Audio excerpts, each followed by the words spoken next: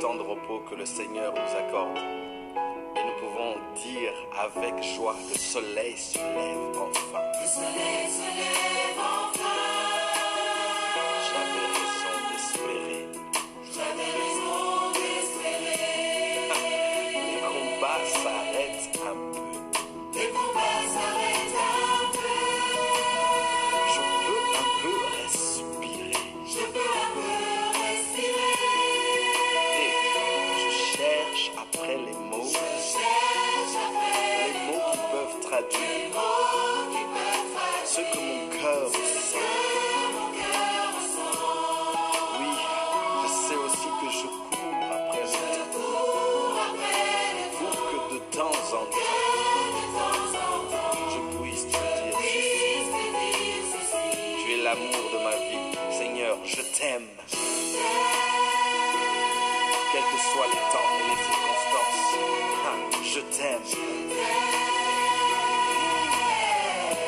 Et écoute ceci, je t'aime. La passion de mon existence, le but de ma vie. Je t'aime. Je t'aime. Je t'aime. Qui suis-je pour que tu te rappelles de moi? Et qui suis-je pour que tu te souviennes de moi? Tu es celui par lequel je peux dire le soleil se lève enfin. Le soleil se lève enfin. J'avais raison d'espérer. J'avais raison d'espérer. Et les combats s'arrêtent un peu. Les combats s'arrêtent un peu. Je peux un peu respirer. Je peux un peu respirer. Espérance, dis-moi, je cherche après les mots. Je cherche après Les mots qui peuvent traduire ce que mon cœur ressent. Quelque chose bouillonne en moi et je sais que je cours après le temps. Pour que de temps en temps, je puisse te dire ceci. C'est un cri profond qui vient du fond de mon cœur. Je t'aime. Ah oui. Maître du ciel et de la terre, je t'aime. Je t'aime. Je t'aime. Je t'aime. Hey, mon protecteur, mon libérateur, je t'aime. Alléluia. Alléluia. Je t'aime. Je cherche après les mots qui peuvent traduire, les mots qui peuvent traduire ce que mon cœur ressent, ce que mon cœur ressent, ce que mon cœur ressent. Je cours après le temps, je cours après le temps, pour que de temps en temps, je puisse te dire ceci, Hey, je t'aime, je t'aime, je t'aime, je t'aime. Tu es l'amour de ma vie, je t'aime. Alléluia, alléluia. Maître du ciel, je t'aime. Maître du ciel, je t'aime. Le Dieu d'espérance, je t'aime. Alléluia, alléluia, alléluia. Hey. Caractérisez mon look d'anniversaire. L'un des 25 voyages sur Amen. ma Nous terre vous allons attend. commencer par l'adorer, par le célébrer encore ce soir. Il est digne, notre Seigneur Jésus. Que son nom soit béni, que son nom soit adoré encore cet après-midi, en ce début de soirée. Nous voulons adorer le Saint des Saints, nous voulons proclamer son règne, nous voulons proclamer sa puissance. Commençons par le célébrer, commençons par l'élever. Il est Dieu, il est grand, il est puissant. S'il nous a permis que nous puissions avoir le souffle en ce jour, c'est pour le célébrer, l'adorer, lui consacrer toute notre vie. Voilà pourquoi, bien-aimés, nous avons raison d'être ce soir dans sa présence.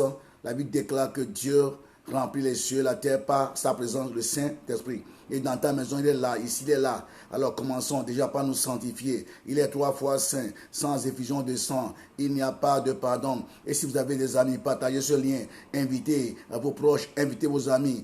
Car Dieu va nous parler encore d'un point très important. Ce point déchire tout le monde, nos familles. Nous allons parler, alléluia, pour que Dieu bâtisse nos familles, que Dieu restaure nos familles, que Dieu, alléluia, le grand architecte puisse encore étendre sa main dans nos vies. Commençons par nous purifier, Seigneur. Nous nous purifions de devant toi. Je reconnais mes péchés, mes manquements, mes faiblesses devant toi, le Dieu 3 fois saint. La Bible déclare, sans effusion de sang, il n'y a pas de pardon. Pardonne-moi, pardonne mon frère, ma soeur. Personne ne sera juste devant ta face. Nous voulons demeurer sous ta justice encore en ce début de soirée. Merci de nous purifier, de nous laver par ton sang précieux, au nom puissant de Jésus. Saint-Esprit, nous voulons t'accueillir maintenant. Viens, élève-toi, élève Jésus ce soir. Nous voulons dépendre de l'Esprit de Dieu, l'Esprit de sagesse, l'Esprit d'intelligence, l'Esprit de connaissance, l'Esprit de conseil, de force et d'intelligence. Et de crainte de Dieu, viens, remplis nos cœurs, fais-nous connecter sur le ciel. La Bible déclare que ce n'est pas la force, ni pas la puissance, mais par toi, Esprit de Dieu. Je m'abandonne en tes saints, que je sois l'instrument. En tes saints, c'est toi qui dirige, c'est toi qui vas prêcher, toi le prédicateur qui a parlé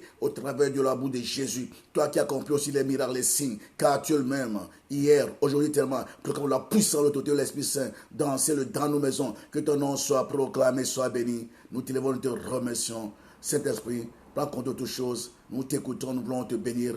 Glorifie Jésus, répand l'esprit de lumière, l'esprit de la révélation, l'esprit de l'enseignement, de la proclamation de la parole de Dieu. Ce soir, dans ces lieux, dans nos vies, enseigne-nous ta parole, conduis-nous, corrige ce que tu dois corriger dans nos vies, dans nos familles, et que toute la gloire te revienne au nom puissant de Jésus. Je vous salue une fois de plus encore, dans le précieux et beau nom du Seigneur Jésus. Je bénis aussi tous ceux qui sont branchés sur nous, l'église, la Nouvelle Jérusalem de Anse, tous les frères et sœurs de Liège, de Belgique, du monde entier, vous qui êtes branchés, soyez les bienvenus. Vous avez bien fait de participer à ce temps d'adoration, à ce temps de louange, et plus que cela, à ce temps du partage de la parole de Dieu venant du ciel pour notre bien, car nous sommes en marche vers la cité céleste où Jésus est allé nous préparer une place après sa résurrection. Et nous sommes les fils de la résurrection. Voilà pourquoi nous déclarons ce soir que le diable, les démons n'ont rien à faire avec nous. En Christ, nous sommes tous assis à la droite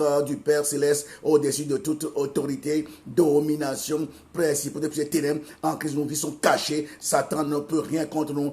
Celui qui est en nous est puissant et fort que celui dans le monde. Nous marchons tête haute, que ton nom soit proclamé. La Bible déclare dans Ésaïe 59, verset 19, lorsque l'ennemi vient comme un fleuve, les yeux de le mettra en fuite. Tu mets en déroute tous nos ennemis adversaires. La Bible déclare dans le Deutéronome 28, ils viennent par un seul chemin, ils partiront par 7 chemins. C'est ta parole. La Bible déclare, ils te combattront, mais ils te vaincront. C'est ta parole. Nous proclamons ta parole dans nos familles. Détruis tout esprit de mort, d'accident, tout esprit de sorcellerie. La Bible déclare, tout âme forgé contre toi sera sans effet. Toute langue qui s'élèvera contre toi sera condamné en justice. Alléluia, Seigneur, nous sommes les filles du Rome. Nous marchons dans ton Rome, Rome de force, de puissance. Renversons ce soir le plan du diable, des démons contre nos vies. Nous proclamons la vie, celle que tu as promise, la vie en abondance dans nos vies, dans nos familles. Saint-Esprit, répands ton esprit de paix, de crainte dans nos vies, dans nos cœurs. Que ton nom soit proclamé, que ton nom soit béni. Merci pour ce temps. Ce sont des temps difficiles. Esprit, console ceux qui pleurent leur mort encore.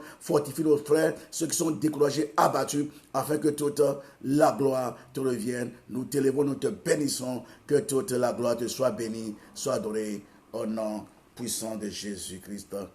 Amen. Amen. Amen. Nous saluons toutes et tous, une fois de plus, dans le précieux et beau nom du Seigneur Jésus-Christ. Amen. Et sans plus tarder, nous allons prendre nos Bibles. Nous allons lire 2 passages ce soir pour introduire notre enseignement, notre partage de ce jour. 2 passages, nous reconduisons les mêmes textes de base du mardi passé. Mardi passé, nous avons parlé de la jalousie. Aujourd'hui, nous continuons. Nous allons parler, évitons la jalousie. Première lecture, Genèse 4, verset 1 à 5. Je lis. Deuxième lecture, Hébreux 12, 15. Première lecture, je reprends. Genèse chapitre 4, verset 1 à 5. Deuxième lecture, Hébreux chapitre 12, verset 15. Genèse 4, 1 à 5. Adam connut Ève, sa femme. Elle conçut et enfanta Caïn. Elle dit, j'ai acquis un homme de par l'Éternel. Elle enfanta encore son frère Abel. Abel fut berger et Caïn fut laboureur. Au bout de quelque temps, Caïn fit à l'Éternel une offrande de fruits de la terre. Et Abel, de son côté, en fit une des premiers de son troupeau et de leur graisse. L'Éternel porta un regard favorable sur Abel et sur son offrande, mais il ne porta pas un regard favorable sur Caïn et sur son offrande. Caïn fut très irrité et son visage fut abattu. Première lecture. Deuxième lecture, nous allons dans Hébreux chapitre 12, verset 15. Hébreux 12, 15. Hébreux 12, 15. Veillez à ce que personne ne se prive de la grâce de Dieu, à ce qu'aucune racine d'amertume poussant des rejetons ne produise du trouble et que plusieurs n'en soient affectés. Amen, amen, amen. Nous allons lire deux passages ce soir. Dans le premier, on nous parle de deux frères, Abel, Caïn et Abel son petit frère. Ici tous, comme on le dit, même père, même mère. En d'autres termes, même sang. Comme on l'a défini dans la famille. Donc, même père, même mère. Mais il y a quelque chose qui s'est passé, et de très grave. La Bible dit que les deux ont fait une offrande à l'Éternel. L'Éternel a porté ses regards sur les offrandes de Abel. Et l'Éternel n'a pas porté ses regards sur celles de Caïn. Et cela suscite de la jalousie. Vous savez, tout vient de Dieu, Dieu est souverain, Dieu sait ce qu'il fait. Même je sais que quand Dieu fait quelque chose des fois, nous pensons que non, Dieu n'a pas oublié même Abel et Caïn. Si Caïn était patient, calme, Dieu aura aussi quelque chose de très important pour lui. Il a été trop pressé. La patience et la patience, bien aimé. La Bible dit que Dieu fait pleuvoir sur les bons comme sur les méchants. En ce moment-là, oui, Dieu a agréé Abel. Mais Dieu a aussi des bonnes choses pour Caïn.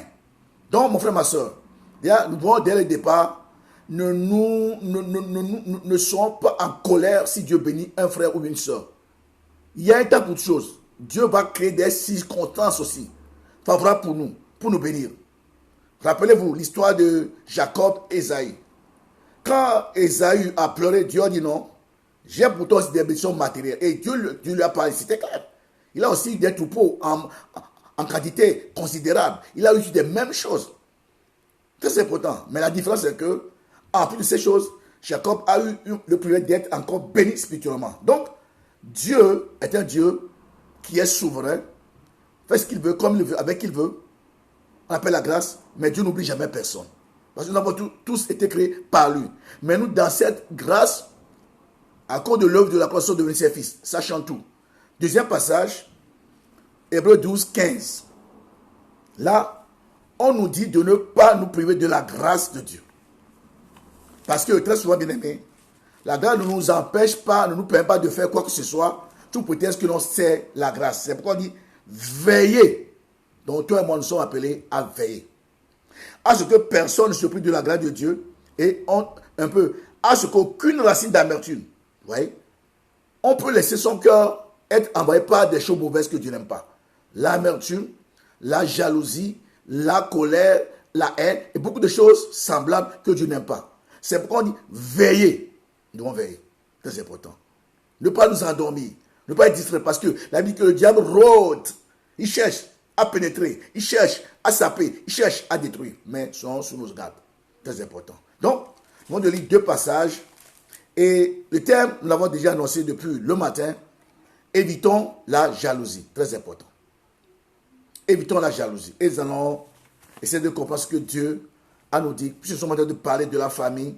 Qu'est-ce que Dieu a à nous dire encore par rapport à ce thème important et merveilleux pour nous ce soir. Amen, amen, amen.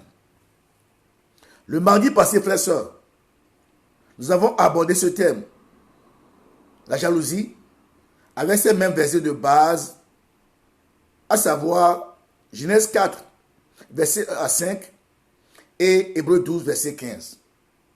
Et cela nous a conduit dans 5 points le mardi passé, à savoir, premier point bien aimé, définition et quelques exemples concrets de la jalousie dans la Bible. La Bible, c'est la parole de Dieu. Mais on nous parle aussi de la jalousie. Que des gens ont vécu. Et l'exemple concret que nous prenons ce soir, c'est celle de la famille d'Adam et Ève, nos premiers aïeux, que Dieu a créés. Deuxième point, mardi passé, après avoir défini et donné quelques exemples concrets de la jalousie, on a vu comment est-ce que se manifeste. Là, on a dit beaucoup de choses. La cause, troisième point, la cause majeure de la jalousie. Et très souvent, c'est quand les gens sont bénis, les gens se sont battus, ils sont bénis, ils ont travaillé, ils ont obtenu certaines choses de la part de Dieu. Les autres les envient, les autres les détruisent, les autres même veulent les tuer. Et là, Dieu ne sera jamais d'accord avec nous. Ils sont battus avec leurs femmes, leurs enfants. Ils sont pris certaines choses au début. Ils ont travaillé dur. Dieu les a bénis. Même si on est de leur famille aimée, leur bien, c'est leur bien. On peut avoir des bonnes relations avec eux, les aider s'il y a lieu. Mais nos cœurs bien-aimés n'ont pas le droit d'avoir des regards dans ces richesses. Voilà pourquoi, bien-aimés, gardons nos cœurs purs et Dieu nous bénira aussi. Amen. Quatrième point, bien-aimés, mardi passé, nous avons vu notre attitude face à la jalousie. Je dis bien, on a vu que quand quelqu'un te jalouse, mon frère, ma soeur, sache qu'il a déjà causé ta tombe. Fouille la personne. Ne dis pas non, c'est un frère.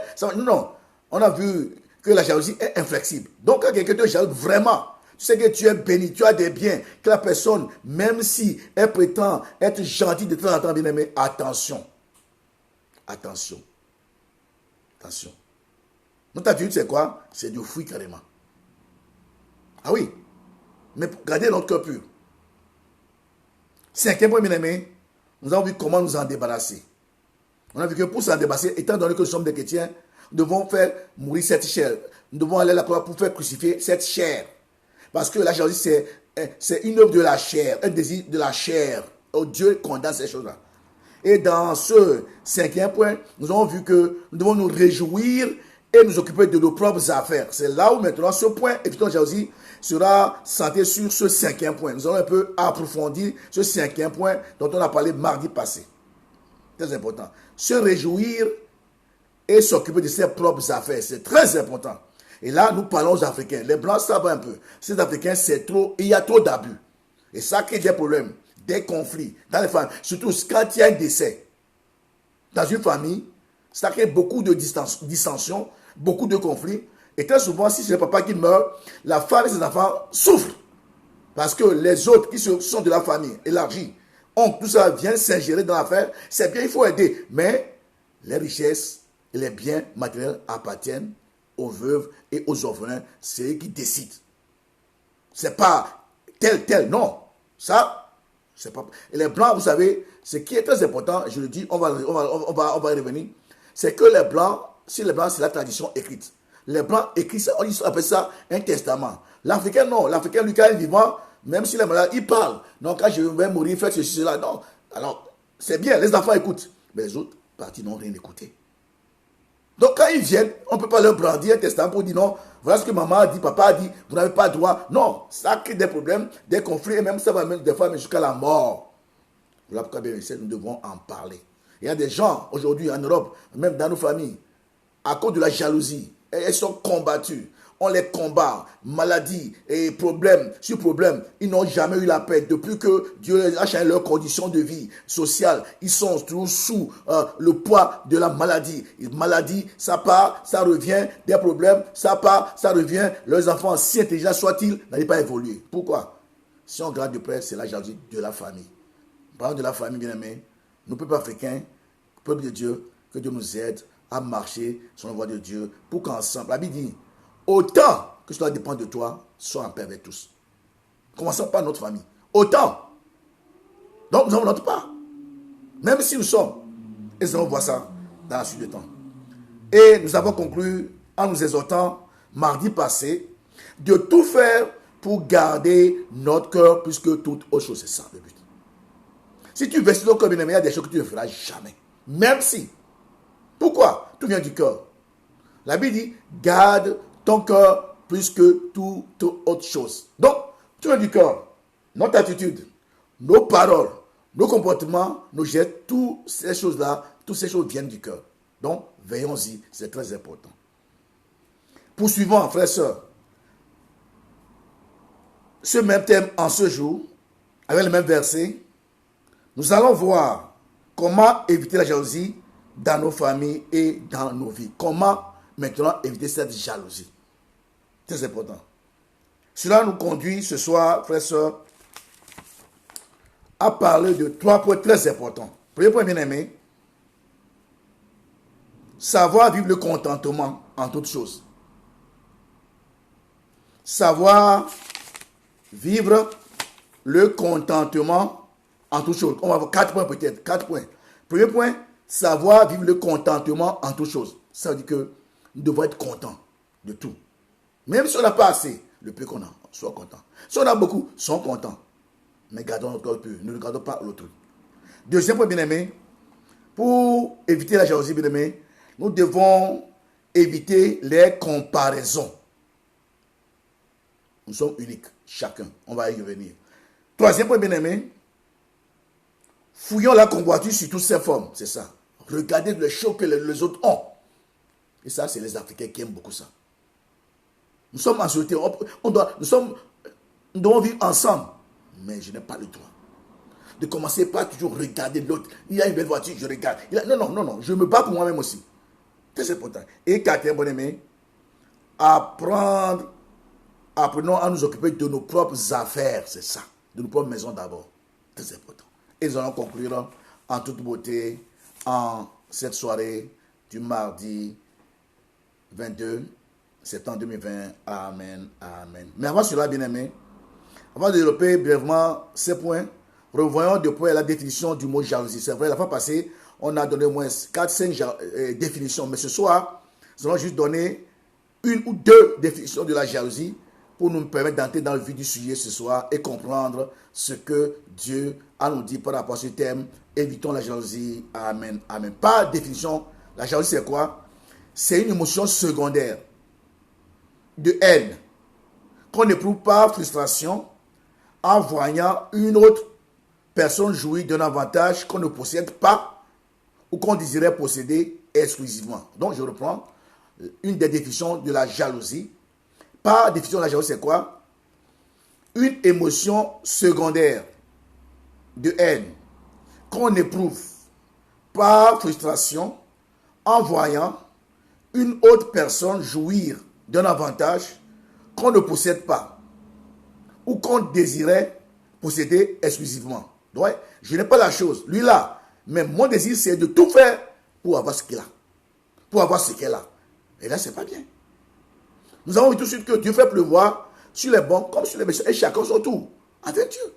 Je me bats, mais en aucun cas, je ne peux pas permettre que mon cœur puisse convoiter ou désirer quelque chose que mon frère a. Au contraire, je me réjouis de ça, de la faveur que Dieu lui a accordée. Et moi aussi, comme j'ai un cœur pur, Dieu pensera à moi autant convenable. Amen. Parce que Dieu est bon, il ne change pas.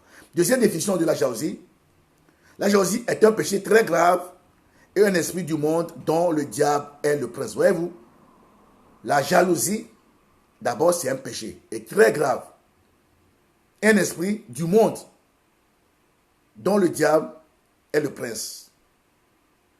Voilà défini brièvement la jalousie. Maintenant, notre thème, évitons la jalousie. Premier point, bien aimé, savoir vivre le contentement en toutes choses.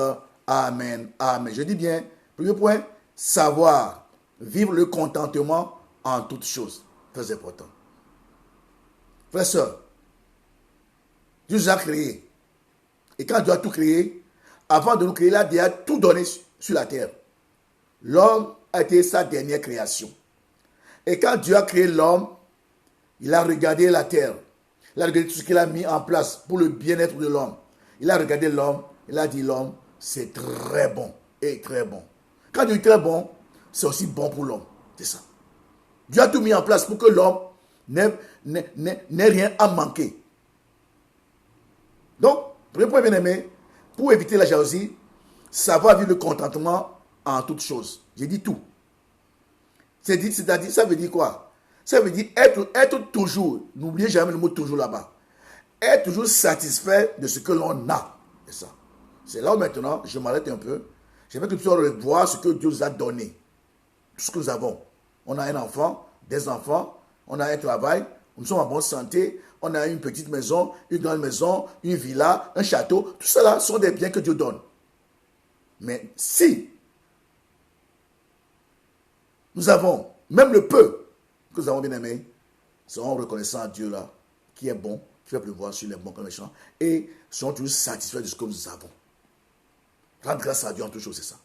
Le remercier. On va y revenir. Écoutez-moi bien, vous allez voir pourquoi c'est très important d'être satisfait de ce que l'on a.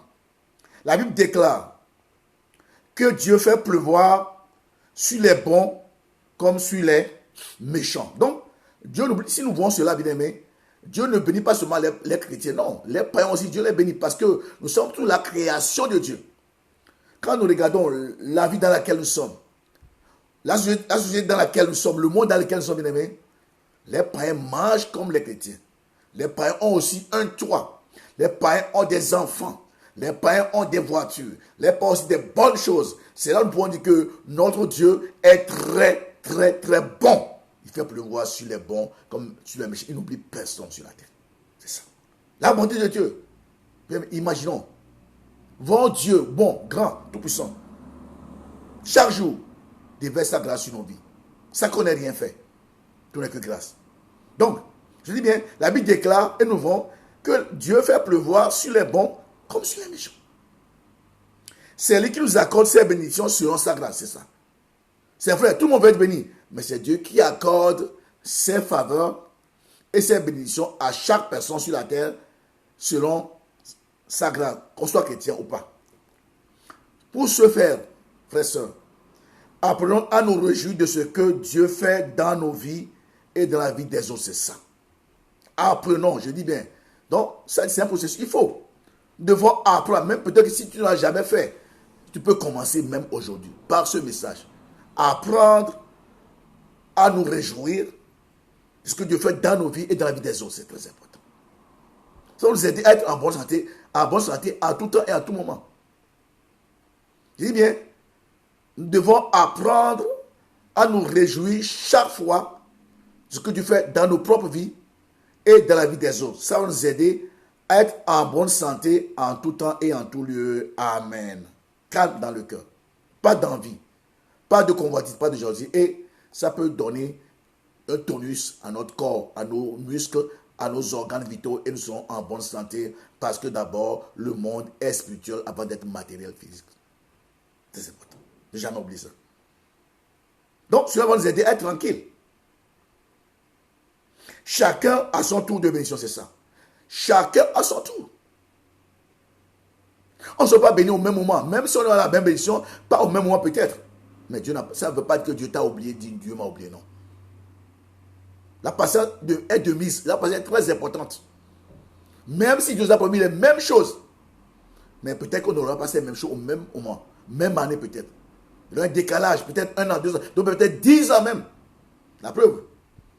Les gens du même âge ne se marient pas au même moment. Parce qu'on est né tel jour, tout le monde on doit se marier. Il y a une date qui est fixée pour que tous ceux qui sont nés à telle date doivent se marier à telle date. Non, ce n'est pas comme ça. Dieu est plus sage que nous tous. C'est ça. Il n'est pas dit que tous ceux qui sont nés le 10 octobre 2000 vont se marier en tel octobre et telle date. Non, non. Chacun a sa grâce. D'autres vite, d'autres plus tard. Mais est-il que Dieu n'oublie jamais personne. Persévérance, patience. Amen, amen, amen. Frères et sœurs, le mécontentement est une rébellion vis-à-vis de Dieu. C'est ça. Le mécontentement, je dis, est une rébellion vis-à-vis de Dieu. C'est une façon de dire, Dieu, je ne suis pas d'accord pour ce que tu as fait dans la vie de mon frère, ma soeur. Je ne suis pas d'accord. Et si tel est le cas, qui sommes-nous, toi et moi? Qui sommes-nous devant le Créateur? Celui qui n'a jamais eu de commencement de fin. Celui qui a toujours existé. Est-ce que nous allons contester avec ce Dieu-là? Job a contesté avec Dieu. Mais à la fin, il s'est répandu, il a reconnu que non. Dieu, tu as le dernier mot. Tu es souverain. Tu fais tout chaud selon ton plaisir. Je n'ai pas droit, moi, ta création, de contester ton plan. D'abord dans ma vie et dans la vie de toute personne sur la terre. Amen. Amen. Alors, je suis appelé, Marguerite Contour, bien-aimé, à vivre le contentement. Amen. Amen. Amen. Très important. C'est pourquoi, bien-aimé, réjouissons-nous toujours de notre vie et la vie des autres. C'est très important. Le contentement. Le contentement. Chacun son tour. Avec Dieu, c'est comme ça. Chacun son tour. C'est pourquoi tout le monde n'est pas au même monde dans le monde entier. Non. Non. Chacun sa saison. Avec Dieu, chacun son temps, sa saison. Et chacun passe. Mais lui demeure éternellement, c'est ça. Donc, bien aimés, soyons toujours contents quand Dieu nous donne quelque chose, même si nous pensons que ce n'est pas ça. Pour moi, je mérite mieux. Non, non, non. Dieu ne fait pas d'erreur. Dieu ne se trompe pas. Il sait ce qu'il fait avec nous chaque fois. S'il t'a donné cela, il sait que c'est pour le moment, c'est ça. Un bon cœur, il te donnera encore plus peut-être dans les années à venir. Et réjouissons-nous de tout ce que Dieu fait dans la vie de nos frères et sœurs. C'est ça, être appelé enfant de Dieu. C'est ça, être appelé chrétien. C'est ça, être appelé être en Christ. Amen, amen, amen. Appuyons sur cette pensée par deux versets très importants. D'abord, je vais dans Hébreux 13, 5. Hébreux 13, 5 nous dit ceci. Ne vous livrez pas à l'amour de l'argent. Donc, le matériel intervient. Contentez-vous de ce que vous avez. Ouais. Contentons-nous de ce que nous avons. Ce que j'ai, c'est à moi. Ce que tu as, c'est à toi. Si je peux t'aider, je t'aide. Mais en tout cas, vouloir tout prendre. Non, vouloir que tu me donnes tout. Ça, l'un de nous, cette pensée, qui ne vient pas de Dieu. Donc, pour appuyer cette pensée de contentement, bien-aimé, Hébreux 13 nous dit, ne vous livrez pas à l'amour de l'argent. Contentez-vous de ce que vous avez. Car Dieu lui-même a dit, ouais, c'est important, je te délaisserai, point, je t'abandonnerai, point. Quand on dit point, c'est point. Dieu dit point, ça dit jamais, impossible. Ce n'est pas dans sa pensée d'abandonner quelqu'un sur la terre, impossible. Et plus forte raison, nous sommes devenus 16 enfants, alors héritiers, co-héritiers, héritières, alors bon, frères et sœurs, restons calmes. Ne vous liez pas à l'amour. Aujourd'hui, ce qui déchire le monde aujourd'hui, c'est l'argent. On voit plus le matériel. Et je vous dis, je le dis souvent, j'ai vu des gens qui étaient très riches quand ils quittaient Togo, mais pauvres. Aujourd'hui, n'ont rien. Rien du tout. C'est pourquoi, bien aimé, quand Dieu donne quelque chose, c'est pourquoi les choses de Dieu, ça traîne. Avant que Dieu donne l'argent, Dieu doit te préparer. Avoir un bon cœur qui va pouvoir gérer l'argent, aussi faire du bien autour de toi. Sinon, tu n'auras jamais de l'argent. Si tu n'es pas passé par l'école de Dieu, sur le plan financier, d'abord, impossible. Satan, lui, te donne tout de suite. Et tu perds tout de suite aussi après. Mais Dieu prépare. C'est le temps de préparation qui prend le temps. Et si on n'est pas patient, on peut sortir du plan de Dieu, commencer par se débrouiller, pas convoiter, pas jalouser, alors que peut-être Dieu a pour toi dans le futur des grandes choses aussi sur le plan matériel et financier. Alors, mon frère, ma soeur, soyons armés de l'esprit de patience et gardons nos cœurs purs, et que Dieu bénisse nos cœurs, nos vies. Amen, amen. Deuxième passage pour qu'on finisse cette parole et ce premier point, Philippiens 4, verset 11. C'est Paul qui parle cette fois-ci. Paul dit ceci. Ce n'est pas en vue. Je vais lire à partir du verset 10 comme ça, vous allez comprendre la pensée. J'ai éprouvé une grande joie dans le Seigneur de ce que vous avez pu enfin renouveler l'expression de vos sentiments pour moi. Vous y pensiez bien, mais l'occasion vous manquait. Et il continue, écoutez bien. Ce n'est pas en vue de mes besoins que je dis cela, car j'ai appris à être content dans l'état où je me trouve. Donc, si Paul dit cela, ça dit, il a appris à être content dans l'abondance, s'il y en a beaucoup, même dans la disette, s'il n'a rien. C'est ça. Il dit, car j'ai appris à être content dans l'état où je me trouve. Donc, bien aimé, nous aussi, nous devons être contents dans l'état où nous nous trouvons. À tout moment de notre vie, de notre marche avec Dieu. Être content, je dis bien, nous devons être contents de l'état, dans l'état où nous trouvons. Que nous ayons beaucoup, gloire à Dieu. Que nous ayons peu, gloire à Dieu. Que nous n'ayons rien, gloire à Dieu. Mais nous prions, nous marchons, nous battons, tellement dur que Dieu ouvre les yeux des cieux pour nous. Car c'est sa volonté. Donc, Paul nous communique une pensée très importante que nous devons garder dans nos vies, prier que Dieu nous aide à avoir un cœur tranquille quand nous voyons les autres avancer, quand nous voyons les autres combler des grandes bénédictions matérielles, financières. Amen. Ou reçues dans leur vie. Amen. Amen. Amen. Très important. Donc, je prie. Deuxième point, bien-aimé, par rapport, évitons la jalousie, bien-aimé. Évitons les comparaisons. Très important. Les comparaisons. Même si, frères et sœurs, nous faisons la même fonction, chacun est différent, c'est ça. Je vais être plus concret après. Un parcours différent, une destinée différente. C'est vrai. Même si on fait la même chose, on a la même carrière, même fonction, bien aimé, mais nous sommes différents. C'est parce qu'on fait le même boulot que je dois me comparer à toi. Non. J'étais pas là quand tu étais né. Je ne connais même pas ton parcours. Je ne sais pas comment, ce que tu as enduré jusqu'à ce que tu arrives à ce point-là. Je ne connais rien du tout. Seulement, je te vois travailler. On a la même fonction, même travail. C'est tout. Je ne connais pas tel ou tel combat. Tel ou tel, je ne sais pas. C'est ça. Donc, évitons de nous comparer. Évitons de nous comparer. On a le même Dieu, frère et soeur. Mais l'appel de chacun est différent. La façon dont Dieu m'a appelé n'est pas la même dont Dieu t'a appelé. Même si on est tous pasteurs. Non. Différence devant Dieu. Et nous devons l'accepter. Pour éviter toute comparaison. Même si on a le même Dieu, on a le même appel, le même ministère, pasteur, autre bien-aimé, on n'a pas le même appel. Non. Moi, par exemple, je le dis souvent, tu m'as appelé pendant 5 ou 6 jours, 3 jours, avec un même verset. 2 heures du matin, le sommeil est coupé. Dieu me parle du ministère. Marcher pendant 30 minutes, il part. Après 4e jour, c'est Ézéchiel 49. Je dors, la Bible ouverte devant moi, comme ça, figé. Je lisais pas pendant avant. Je me lève la nuit à 2 heures, mon serviteur que j'ai choisi. Donc, la même chose, d'autres, Dieu les a appelés autrement. Tout ça. Donc, on a le même ministère, peut-être, la même fonction. Mais l'appel est différent. Et quand l'appel est différent, le parcours aussi est différent. Quand on dit le parcours, les combats que j'aurai, tu n'auras pas les mêmes combats que moi. C'est ça. La faveur que j'aurai, tu n'auras pas la même chose que moi. Pourtant, nous sommes appelés à prêcher le même évangile, à proclamer la même parole. Mais le parcours est différent. Pourquoi? Parce que l'appel est différent. En d'autres termes, mon frère, ma soeur, je n'ai pas le droit de me comparer à un pasteur. Impossible. Faire cela, c'est un péché. Même si Dieu fait des signes, des miracles, c'est Dieu qui le fait. C'est pas lui-même qui s'est dit je fais. Aucun homme ne fait de miracles. Aucun homme ne fait des grandes choses. Seul Dieu peut faire des choses extraordinaires au travers des femmes et des hommes qu'il a choisis pour marquer son époque sur la terre. Amen. Amen. Alors, pour ce faire, gardons nos corps purs, évitons toute comparaison. Amen. La même chose entre les femmes. C'est les femmes aiment beaucoup se comparer. Non, elle s'est mariée. Tu vois que non, à un moment donné, les choses vont bien, la couleur de la peau change, elle ne commence pas à briller, et toi, tu es avec ton mari, rien n'évolue, et à un moment donné, pouf! Si on a grandi dans la même génération, l'autre commence par être jalouse. Vous avez dit ça, son ami. Parce que l'autre devient propre.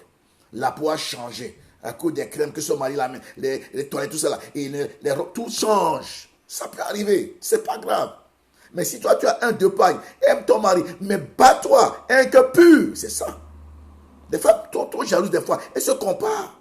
Non, quand on voit des tailleurs, des choses non bien aimées, même si vous êtes nés de la même génération, et si vous êtes mariés à la même année, tant que l'autre, c'est pas toi, elle, c'est pas toi non plus. Je l'ai déjà dit. Vous n'êtes pas né d'une même famille, vous n'êtes pas né peut-être à la même seconde, chacun différent, même si vous avez le même mari peut-être, mais il y a un parcours différent. Alors, je dois tout faire pour garder mon cœur. Surtout quand l'autre commence pas à briller. Je dis bien, elle devient claire. Sa femme, son mari lui achète des toilettes et que moi, je n'ai rien, j'ai que 2-3 pailles. Et nous nous battons, bien aimé. Je dois tout faire pour ne pas me comparer à ma copine qui est là à côté de moi. Je vais l'aimer, je vais prier. Même si elle est mon ami, je fais tout, mais pas commencer par rentrer dans sa vie privée. Commencez pas à vouloir être comme elle. Commencez pas à dire ce qu'elle a. Commencez pas à me comparer à elle. Pourquoi? Parce que ça va créer en moi un esprit mauvais qui va m'amener à pécher contre mon Dieu. Et quand je pêche contre mon Dieu, la relation entre mon Dieu est cassée. Et quand elle est cassée, Dieu ne peut rien faire dans ma vie. Alors, qui perd? En fait, c'est moi qui perds. Elle avance et moi je perds. Donc, bien aimé, évitons toute comparaison. Je dis bien surtout pour le ministère. Quand je vois les Africains des fois, quand les gens se comparent. Moi, je suis pasteur, tu es pasteur, tu ne me connais pas, on ne se connaît pas. Ce que tu sais, c'est que je suis pasteur. Tu ne sais pas quand j'étais né, les choses que j'ai vécues, mon parcours, mes parents, les luttes, les combats, jusqu'à arriver aujourd'hui. Ce que tu sais seulement, il est pasteur comme moi. Non, tu n'as pas le droit de te comparer à moi. Tu veux te comparer à moi, va plutôt à genoux, pose la question à Dieu. Seigneur, pourquoi lui il est comme ça? Dieu va te répondre. Si tu es sincère, Dieu va te donner la réponse. Mais jamais me comparer à quelqu'un même qui a, si on commence même le ministère, même année, qui a 1 million de membres et que moi j'ai 5 membres bien aimés. Ce qui me garantit, c'est que quand je sais que c'est Dieu qui m'a appelé, je suis calme. C'est ça. Il a 1 million de membres. Je vois que non, les gens qui sont autour, ils sont gentils, les 10 enfants viennent. Je vois, ils chantent de niveau, ils voyagent. Que moi, dans mon église, je crie matin, ils sont comme un fou. Les gens n'écoutent même pas, ils ne font rien. Et je me bats, bien aimé. Ce qui me garantit, c'est que quand je sais que Dieu m'a appelé, je sais que Dieu ne m'a pas oublié. Je ne vais pas me comparer, ni courir derrière l'autre là, pour faire le singe. Non, pasteur, non, je ne ferai jamais ça. Je ne ferai jamais ça. Que Dieu me pardonne, me garde de tous ces jours, parce que j'ai mon parcours, j'ai aussi ma bénédiction. J'attends, je me battrai. Et autant arriver, bien aimé, Dieu va m'élever aussi. Amen, amen. Je dis bien, Dieu fait pleuvoir sur les bons comme sur les méchants. Dieu n'oublie personne. Et la plus forte de nous qui sommes ses enfants, bien aimés, Dieu ne peut jamais oublier. Donc, évitons toute comparaison. Nous sommes en train de parler d'éviter. Là, j'ai aussi bien aimé, ça tue aujourd'hui. On l'a vu, on va passer. Donc, évitons ces choses-là. Entre camarades, entre frères, même collègues de même métier, nous ne sommes pas les mêmes sur la terre. Impossible. Non. Je dis bien, on a le même Dieu, mais on n'a pas le même appel. On n'a pas le même appel. Non. Même fonction, on n'a pas le même appel. Très important. Chacun sa part de gâteau, c'est ça. Dans la vie ici, bas sur terre, comme Dieu fait pleuvoir sur les bons, comme sur les méchants, je dis bien, chacun a sa part de gâteau. Parce que Dieu est trop bon. Il n'est pas comme vous et moi. Non. Il est bon. Pareil comme chrétien, il est bon. Donc, chacun, si on dit chacun, ça veut dire, toi aussi, peut-être qu'il n'a rien aujourd'hui là, tu as ta part. Peut-être que tu ne vois pas, mais Dieu te dit ce soir, par ma bouche, tu as ta part. Alors, patiente-toi, persévère, mais travaille dur et bats-toi. Et garde ton cœur pur devant toute chose. C'est ça. C'est comme ça. Pas de comparaison. Non, Dieu fait des miracles avec tel pasteur. Tu connais son parcours. Peut-être la nuit, toi, tu dors. Lui, il ne dort pas. Hein? Peut-être toi, tu... Non, bien aimé, c'est là où je dis bien, nous ne voyons que la façade extérieure. Mais tu ne sais pas ce qui se passe en catimini, en cachette. Vous savez, je peux vous dire quelque chose. Ce matin, j'ai commencé la prière à 3h30 du matin jusqu'à 6h30. À genoux, sans bouger. Ah, toi, j'étais fatigué, mais quand le sommeil coupé, je dis, mais j'ai vu l'heure. J'ai commencé, j'étais à genoux 3h30 du matin à 6h30, priant jusqu'à 6h30 du matin. Et j'ai tout fait. On a prêté les enfants, je suis parti, les déposer, on est venu, on est parti au deuil. Bien aimé, c'est pas facile de vivre comme ça. Et quand Dieu commence à me faire des choses, tu ne sais pas comment je vis. Toi, tu vas dire, ah, jalousie, pasteur Mathieu, bien aimé. Dieu va te déclasser. Tu vas perdre même l'onction. Pourquoi? Parce que tu me vois pasteur, on se rencontre, même des réunions, tout ça. Mais tu sais pas ce que Dieu fait avec moi tous les jours en catimini. C'est ça. Bien aimé, que Dieu nous aide. Nous, millions africains, on est remplis d'un esprit mauvais, méchant. Et ce midi, j'ai encore prié ce midi. Quand on est venu du deuil, fatigué. Mais comme c'est midi pour moi, je me suis, première chose, à genoux. J'ai prié pendant 1h30. Et moi, je suis fatigué. Je voulais continuer. Mais je me suis endormi un peu. Fatigué. Voyez-vous, très important. Tu vas savoir ce que l'autre perd. Mais toi, tu le vois sur Dieu fait des choses, des miracles, des signes. Bien aimé, tu veux être comme lui, tu ne peux jamais contre lui. Si tu veux, au contraire, tu vas commencer par être dans les yeux du diable. Et là, ton mystère sera un mystère mort. On va t'appeler pasteur. Mais comme ton cœur n'est pas bon devant Dieu, tu vas parler. Je dis bien, prenez même pas un qui est instruit, il peut même prêcher la parole de Dieu. Mais seulement il n'aura pas de vie. C'est ça. Quand nous prêchons, c'est pas, il faut que cette parole ait une vie. Quand les gens écoutent, qu'elle touche, qu'elle transforme les vies. C'est ça la parole. Sinon, aucune raison. Donc, c'est très important, surtout quand nous sommes pasteurs, d'avoir un cœur pur. Un cœur correct devant Dieu. C'est très important. Ce que Dieu regarde, c'est le cœur. C'est pourquoi ce qui importe, ce que Dieu m'a enseigné, et je le répète souvent, vous allez voir que si vous m'écoutez bien, ceux qui m'écoutent souvent, chaque fois que je prêche, je mets l'accent sur le caractère. Ce n'est pas les dons. Dieu veut prendre un enfant qui ne connaît rien, faire par lui des miracles, des signes extraordinaires, vous serez même surpris. Donc, ce n'est pas d'abord les dons, ni ce que Dieu fait, et ce n'est pas ce que nous faisons. Ce qui compte pour lui, c'est le caractère. Je dis bien, Dieu veut prendre un enfant qui ne connaît rien. Dieu lui fait des guérisons, des miracles, des signes. Il va dire, waouh! Ah oui, Dieu fait comme il veut avec eux. Les dons, c'est lui. Il donne à qui? C'est lui qui guérit, c'est lui qui prêche. Moi, je vous dis souvent, quand je mets sur la chair, les paroles que je prononce même après, je dis, mais Mathieu, tu as dit ça. Quand je m'écoute, je dis, c'est pas moi. Mais ce que je vous dis là, ce que je suis en train de dire, je n'ai pas pensé dire ça avant de venir ici. Mais ça sort. Quand je reçois les pensées, je dois les communiquer en même temps. C'est comme ça. C'est important. Donc, servir Dieu, ce n'est pas nous, c'est Dieu. Mais il faut que nous soyons un instrument disponible en ses mains. Et là, nous serons un canal. Nous serons des canaux. Il parlera au travers de nous. Il fera faire les signes au travers de nous. Et les gens, tout ça, c'est pour que la gloire ne vienne pas à un homme. Nous ne sommes rien. Tout ce que nous faisons sont des serviteurs inutiles. À lui seul, la gloire, la puissance. Donc ça va nous amener à ne pas être orgueilleux, croyant que non, j'ai un grand mystère. C'est Dieu qui est plus grand. Ce mystère, c'est à lui, ce n'est pas à nous. Nous sommes instruments, nous avons fait don. C'est à lui. Parce que les pasteurs qui disent, moi je fais des miracles, je guéris. Je dis, mais il y a un problème chez nous. Un homme ne guérit pas. Non. Vous avez vu quelqu'un qui guérit, qui est malade? Jésus n'a jamais été malade. Pourquoi? Parce qu'il est la guérison. Nous, c'est lui qui guérit, c'est pourquoi des fois nous pouvons tomber malades. Comprenez ça? Le pasteur dit, moi je guéris, moi je fais des miracles. Non. C'est Dieu qui le fait au travers de toi et moi. Alors quand tu fais quelque chose avec mon frère, ma soeur, j'acclame. Il peut le faire aussi avec moi. S'il le fait avec lui, il peut le faire avec moi. S'il le fait avec lui, il peut le faire. Si je doute, je m'attache à la personne. Quel est le secret? Quel est le secret? Mon frère, je vois que, en tout cas, quand tu prêches là, la parole que j'écoute, ça, ce n'est pas la même comme les autres. Quel est ton secret? Il va t'aider, c'est tout. C'est tout. Ne combattons pas nos frères pour rien. Il y a des gens qui souffrent déjà pour beaucoup de choses dans leur vie. Alors, n'ajoutons pas fardeau sur fardeau à leur vie. Amen. Très important. Dans tous les domaines, que ce soit ministère, que ce soit même au niveau de la famille, des couples. Non, ne nous comparons pas. Un couple n'est pas l'autre, l'autre n'est pas. Non, même si. Non, pas de comparaison. En tout. Très important.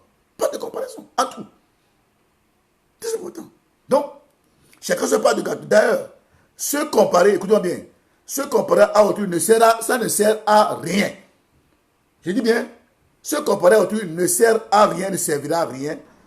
Et ne changera rien en rien de notre situation. Donc, je me compare. Dieu, ça ne change à rien le plan de Dieu pour la personne. Et si nous nous comparons bien, ça ne va rien nous ajouter de plus ou de moins aussi. Donc, pour éviter ça, restons calmes. Soyons nous-mêmes, c'est ça. C'est ça. Mieux vaut, frères et sœurs, être soi-même, c'est ça. Soyons nous-mêmes. Et battons-nous pour notre vie, c'est ça. Je dis bien, soyons nous-mêmes et battons-nous pour notre vie. C'est très important. Battons-nous. Il faut aider les autres. Il faut faire du bien. Mais soyons nous-mêmes et battons-nous pour nous-mêmes. Dans ce monde, frère, écoutez, c'est très important ce que je vais dire maintenant. Dans ce monde, nous trouvons toujours des gens au-dessus de nous. Même si nous pensons que non, Dieu m'a béni bien. Quand tu grappes, tu vas voir que quelqu'un, au moins une personne dans le monde entier sera au-dessus de toi. Toujours. Toujours. Et si il y a personne, de toute façon, Dieu est au-dessus de tous. Donc, même si tu penses que tu as tout, tu es au top, je dis bien au top, quand tu promènes des regards autour de toi, tu verras au moins une personne au-dessus de toi. Toujours. Et si il n'y a personne, je te dis aujourd'hui que Dieu est au-dessus de tous. Et la même chose, quand tu regardes aussi plus bas, tu verras aussi des gens en dessous de toi. Donc, ta situation quand même est meilleure quand même que d'autres personnes encore sur la terre. Donc, réjouis-toi et sois calme. C'est ça. C'est ça, réjouis-toi et sois calme. Ce que toi tu as envie les gens, mais les gens aussi t'envient quelque part. Les gens disent, veulent être comme toi, même si tu penses ne pas avoir grand-chose. Les gens disent, ah, si seulement je peux être ou bien avoir ce que lui là. Et toi aussi tu regardes quelqu'un d'autre. Ouais, bon, ça c'est un jeu fou du diable. C'est là où chacun doit d'abord, nous devons être nous-mêmes et nous battre pour notre vie, pour notre famille, pour nos projets. Amen, amen, amen. Dans ce monde, je dis, nous trouvons tous des gens au-dessus et en dessous de nous. Pour ce faire, frères et sœurs, fixons nos regards sur Dieu et laissons-le agir en son temps. C'est ça. Je dis bien, fixons nos regards sur Dieu, Dieu seul. C'est vrai, nous sommes dans la société. On peut s'occuper, on peut aider, tout ça, mais dans le bon sens. Donc, fixons nos regards sur Dieu et laissons-le agir en notre faveur en son temps. Frères et sœurs, dans la Bible, il y a 2 versets qui nous poussent à appuyer cette pensée. C'est d'abord Jérémie 29, verset 11, vous connaissez. Dieu parlait à Israël, alors qu'ils étaient dans des moments difficiles à Babylone. Je connais des projets que j'ai conçus pour vous. Il parle à tout le monde, mais il parle à chacun individuellement. Je connais. Je connais. Toi, tu ne connais pas. C'est la prière très importante pour découvrir ce que Dieu a pour nous sur la terre. Quand moi je parle des fois avec certitude, c'est parce que je dis ce que Dieu m'a dit. Que vous ne croyez pas, Dieu, c'est moi qui dois croire et accepter ça. C'est tout. Il m'a dit, c'est quoi il me bat. Et je me réjouis. Parce que lui, c'est lui qui fait tout au-delà de moi.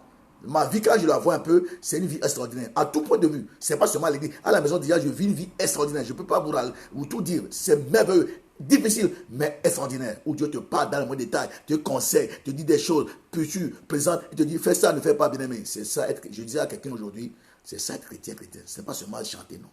Nous sommes appelés à marquer. Et c'est l'autorité même partout, sur le monde dans lequel nous sommes. Et c'est ça qui fait que Dieu peut nous dire, vous êtes la lumière du monde. Très important. C'est ça être chrétien, c'est pas chanter, et puis subir tout le temps. Non. Et puis, non. À un moment donné, ton cœur d'être calme. Dieu te compte. En ce moment, tu deviens un instrument de mission pour les autres. Et tu peux proclamer comme David, oui, le bonheur et la grâce m'accompagneront tous les jours de ma vie. Amen. Donc, deuxième passage qui appuie cette pensée d'éviter comparaison. Psaume 139. Parce que ce message, quand il est fini, passer, j'ai dit c'est fini. Mais quand je dormais, Dieu me donnait des idées. J'ai dit non, je vais continuer. Et Dieu m'a aidé à voir ce que je vous dis là. J'ai noté ça et je sais pourquoi nous sommes en train de parler. Sinon, pour moi, c'était fini, pas passer. Vous voyez comment Dieu est bon. Vraiment, la prière est très importante. Ça joue beaucoup. Et c'est ça qui m'aide beaucoup. En droit, le psaume 139, versets 15 et 16. Le psaume 139, versets 15 et 16. C'est ceci. Écoutez-moi bien. Mon corps n'était pas caché devant toi. Lorsque j'ai été dans un lieu secret, tissé dans les profondeurs de la terre. Écoutez-moi. Quand je n'étais qu'une masse informe, tes yeux me voyaient, et sur ton livre étaient tous inscrits les jours qui m'étaient destinés. Donc, je dis bien, dans chaque personne au ciel, Dieu a un livre pour chaque personne. Dans ce livre, le programme de la vie de chaque personne est écrit jour par jour. Donc, c'est comme ça. Ton programme n'est pas mon programme. Non. Mon livre n'est pas ton livre. Quand tu ouvres le livre de Matthieu, c'est un programme qui est écrit. Mon programme n'est pas ton programme. Même si on fait la même chose, ce n'est pas la même chose. Non. Chez Dieu, il n'y a pas de copie conforme. Non. Il est tellement trop grand. Il est tellement puissant. Il est tellement trop sage, bien aimé. Et, bien aimé, bon, qu'il ne fait pas les choses comme nous le faisons sur la terre. C'est parce que nous pensons à la dimension humaine que nous sommes des fois aigris, on convoite, on compare. Bien aimé, non. La Bible de Psaume dit ici que, alors qu'il était une marque, Dieu a déjà un livre ouvert. Il dit, tous les jours de sa vie, jusqu'à la dernière seconde sur terre, tout était détaillé. Et tout le programme de sa vie était détaillé dans ce livre-là. Voyez-vous? Et Dieu peut te révéler ce programme-là. Au moins, une partie. Et quand tu as la foi, tu marches, tu te sanctifies, tu obéis, l'horizon va s'éclaircir petit à petit. C'est ça être chrétien. On n'est pas faux sur la terre. C'est pourquoi tous les hommes de Dieu qui ont marché avec Dieu, avant de mourir, ils disent, quoi? Paul, là, dit, je sais que mon temps de quitter la terre est arrivé. Quand je lis l'apôtre Pierre aussi, il a dit dans 1 Pierre, je sais qu'il va quitter cette tente-là. Donc, c'est comme ça. C'est comme ça, bien aimé. Dieu est tellement bon, bien aimé. Vous pouvez imaginer ce que veut dire mourir pour toi et moi à la croix. Vous ne pouvez pas vous imaginer. Bien aimé, il faut rentrer dans la profondeur de Dieu pour vivre ces choses-là. Pour ne pas voir l'autre. Pour ne pas, bien aimé, Dieu a des grandes choses. Dieu dit bien des grandes choses pour nous qui sommes la terre. Enfants de Dieu, du moins. Ils sont en Christ. Pas seulement à l'église. Quand nous sommes en lui, bien aimé, il y a un verset que j'aime beaucoup. Dans Colossiens 2, 9 dit, Jésus dit, la Bible dit, en lui habita complètement toute la plénitude de la divinité. Et verset 10 dit, vous avez tout pleinement en lui. Quand on dit tout, écoutez-moi bien, je reprends ce verset 10. Vous avez tout pleinement en lui. En qui? Jésus. On dit tout pleinement, bien aimé. Quand après ce message, prends ta Bible, lis Colossiens 2, 9, 10 et médite ça toute une journée pour comprendre ce que Dieu te dit là-bas. Quand tu vas compenser le bien-aimé, tu ne vas jamais te comparer à qui que ce soit, même à Bill Gates, à un milliardaire. Non, Dieu dit, tu as tout pleinement, tu es là déjà, c'est pas que tu l'auras. Mais toi, rentre dans là, le secret de sa présence, tu vas voir les choses changer. Tu as tout. Ne cherche pas. Moi, je ne peux pas pour une bénédiction. C'est Dieu qui vient me dire, Matthieu, ça c'est pour toi. Ça devient ma prière. C'est ça. J'adore Dieu, c'est tout ce que Dieu m'apprend. Je sais Dieu, j'adore Dieu. Il vient te dire, ça c'est pour toi. Et ta prière, tu vois ces choses s'accomplir, c'est ça. Bien aimé, frère, soeur, quand on dit nous sommes héritiers de Dieu, il faut comprendre ce que Dieu dit. Regardez Israël. C'est même pas enfant. C'est un peu. Comment est-ce que les Juifs sont puissants partout? Quand un Juif allait quelque part, pauvre misérable, dans quels temps, tout le monde tremble autour de lui. Puissant. C'est eux qui détiennent. Quand on parle de la classe intelligente, les cerveaux du monde, c'est les Juifs. C'est eux qui tiennent l'économie mondiale. Dans toutes les sphères, ils sont là, premiers partout. Pourquoi? À cause de cette alliance scellée par le sang des taureaux de boue. Mais nous, c'est le sang de Christ même qui a été versé. Et ce sang parle parce que Jésus est vivant, bien aimé. Quel privilège, quelle grâce. Mais beaucoup n'ont pas compris. Ils sont des chrétiens qui vont juste à l'église. Ils ne parlent pas dans les choses de Dieu pour que Dieu puisse libérer en eux tout ce qui est écrit dans le livre qui est aux cieux devant le Père, Dieu Tout-Puissant, au nom de Jésus. Amen, amen, amen. Très important. Bien aimé. Si tu écoutes ce livre-là, tu vas pas dormir, tu vas le Dieu toute ta nuit. Arrêtons de nous comparer. Arrêtons de voir les autres. Dieu en abondance pour toi et moi. C'est pourquoi il a dit, je suis venu dans la vie et je la donne en abondance. C'est pour tout le monde, bien aimé. Gardons nos cœurs purs. Troisième point, bien aimé, pour évitons la convoitise. On a presque dit ça. Fuyons la convoitise sur toutes ses formes. Fuyons. On dit fouille, c'est fouille. C'est pas commencer par regarder. Fuyons. Oui? Non seulement qu'on n'est pas content, on a vu un contentement, mais on veut à tout prix posséder ce que l'autre a. Et ça, c'est un péché grave devant Dieu. On veut à tout prix. Bien, quand quelqu'un a ce sentiment, il ne sera jamais en accord avec toi. Jamais. Il n'aura jamais la paix avec toi. Mais tu le verras, mais comment il te saluera? Jamais. Moi, il y a déjà, quand je salue, des fois, on se serre la main, tu vois que c'est froid, c'est glacial. Moi, je le sens. Quand il dit à toi, tu sens que non. Même si le frère dit, bonjour pasteur, mon frère, tu sens que non, il n'est pas avec toi. Il y a problème dans son cœur. Je le sais, je vous dis. Je ne peux pas vous citer. Tu le sais. C'est l'esprit qui atteste ces choses dans nos vies, dans notre esprit. On sait qui est qui, à peu près. Parce qu'on veut posséder, on veut être comme bien-aimé. Je ne veux pas être comme toi. C'est quelqu'un qui nous a créés. Quelqu'un qui nous a créés. C'est le parfait architecte. Tout ce qu'il fait est bon, il ne fait pas d'erreur, il ne se trompe pas. C'est quelqu'un qui nous a créés. C'est qui nous a créés, bien-aimé. Il ne s'est pas trompé. Il ne s'est pas trompé. Donc, je dis bien, non seulement qu'on n'est pas content, mais on veut à tout posséder ce que l'autre a. Et c'est très dangereux devant Dieu et devant les anges. C'est dangereux. C'est dangereux. En ce moment, on devient dangereux même pour la personne et pour la société dans laquelle on est. Parce que la convoitise peut amener même à tuer quelqu'un, à détruire sa vie. Je veux à tout prix avoir ce qu'il a. Je veux à tout prix posséder ce qu'il a. Je veux à tout prix être comme lui. Là, ton cœur ne sera jamais clean devant cette personne. Jamais. Même si tu dis bonjour, tu fais le même ministère, mais ton cœur ne sera jamais clean devant cette personne-là. Et d'abord devant Dieu et ensuite devant cette personne. Oui? C'est très important. La convoitise. Dieu même en parle dans la Bible. La convoitise fait quoi? Au lieu de nous focaliser sur ce que Dieu veut faire, peut faire, ou bien peut nous donner, nous nous focalisons sur ce que Dieu... Nous ne faisons que désirer ce que l'autre a. C'est ça. Là, c'est pas bien. Je dis bien, au lieu de nous focaliser sur ce que Dieu peut faire pour nous et avec nous, nous ne faisons que désirer ce que l'autre a. En d'autres termes, nous focalisons sur sa vie, tout ce qu'il a. Alors, c'est pas normal. J'ai ma vie, c'est ma vie. Mais nous faisons le contraire. Le contraire. Le contraire. Et ça, c'est un péché grave. Tu ne peux jamais nous consoler dans cette histoire. Non. Tu ne peux jamais nous consoler dans cette histoire. Impossible. Mais acceptons le plan de Dieu pour nos vies. C'est très important. Et gardons, soyons calmes. Parce que nous agitons que Dieu va changer les choses. Ce sont des choses qui ont été programmées avant que nous ne naissions même. Et Dieu ne changera jamais son plan. Et personne ne peut obscurcir ses plans. Non. Ce qu'il décide, il va le faire en son temps. Le problème que nous avons, c'est qu'on manque de patience, c'est ça. Manque de patience. Bats-toi. Bats-toi. Sur le plan de Dieu dans ton esprit. Et ça change tout. Bats-toi. Pour ce faire, on va prier deux versets toujours. D'abord, 1 Jean 2, 15. Jean 2, 15 dit ceci.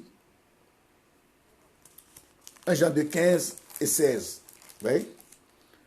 N'aimez point le monde, ni les choses qui sont dans le monde. Si quelqu'un aime le monde, l'amour du Père n'est point en lui. Car tout ce qui est dans le monde, la convoitise de la chair, la convoitise des yeux et l'orgueil de la vie ne vient point du Père, mais du monde. Voyez-vous, cela vient pas de Dieu. Sachons reconnaître l'esprit qui agit, mais qui veut envahir nos cœurs. Quand ce n'est pas de repoussons tes esprits avec la dernière rigueur, refusons cela. Prions jusqu'à ce que nous sentions la libération de nos cœurs, de nos pensées. Et là, nous louons Dieu. Très important. Sinon, on peut être chrétien dans l'église, mais à côté de la plaque. Très important. Accomplir le œuvre du diable. Être serviteur du diable au lieu d'être serviteur de Dieu. Très important. Et deuxième passage, Jacques 1,14. Vous allez voir que c'est dangereux de faire de... Jacques 14 dit, mais chacun est tenté, on parle de la convoitise, quand il est attiré et amorcé par sa propre convoitise. Vous voyez, on parle de tentation, on dit, mais chacun est tenté quand il est attiré et amorcé par sa propre convoitise. C'est à lui. La convoitise devient une chose qui est à lui propre. C'est ça, convoitise. On dit ça. Puis la convoitise, lorsqu'elle a conçu, enfante le péché, et le péché, étant consommé, produit la mort. Voyez-vous, là où la convoitise peut nous amener, la mort. Quoique vivants, nous sommes morts. On vit, on va à l'église, mais quand Dieu regarde, nous sommes morts. Et des fois, nous-mêmes ne sommes pas conscients. On va proclamer les paroles de Dieu, on crie, mais nous sommes morts parce que nous sommes déjà dans le péché. Frères et sœurs, qu'il ne soit pas ainsi pour toi et moi, parce que Dieu nous a tant aimés. Il a payé le prix. Marchons dans ses voies et que son nom soit béni. Amen, amen, amen. Quatrième point bien-aimé, thème, évitons la jalousie. Apprendre à s'occuper de ses propres affaires. Avant cela, réjouissons-nous de tout et apprenons à nous occuper de nos propres affaires. Très important. Comme nous parlons de la famille, ce point-là, vraiment, nous allons développer ça dans nos familles et vous allez comprendre. Dans nos familles, dans nos milieux africains, dans nos familles africaines, c'est très important ce quatrième point par rapport à évitons la jalousie. Parce qu'il y a trop de dégâts, des choses bizarres dans nos familles. Je me pose la question des fois, est-ce que nous sommes vraiment sérieux, nous Africains, pour certaines choses? Je dis non.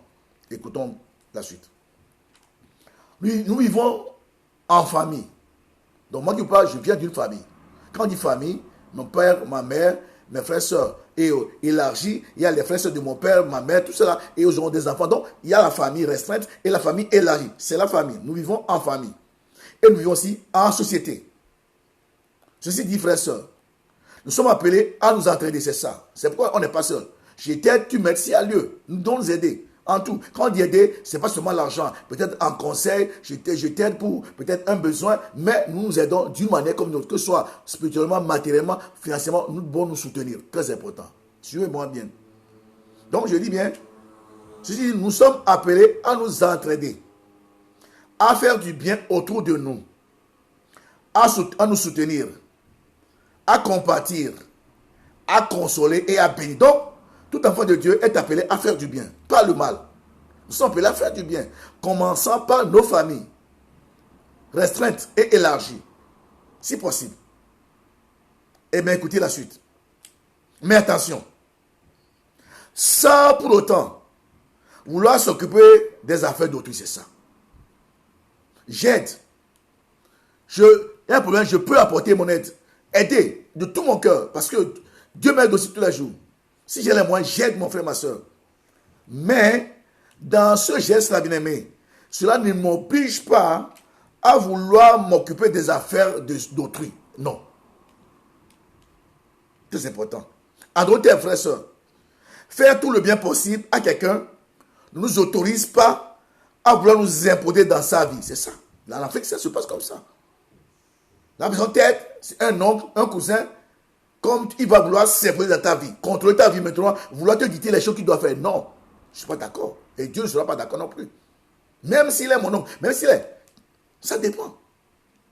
Il peut m'aider, être à mes côtés, mais ne pas commencer par s'imposer, vouloir me dicter les choses, vouloir me contrôler. Non, même si, mais ça ne passera jamais.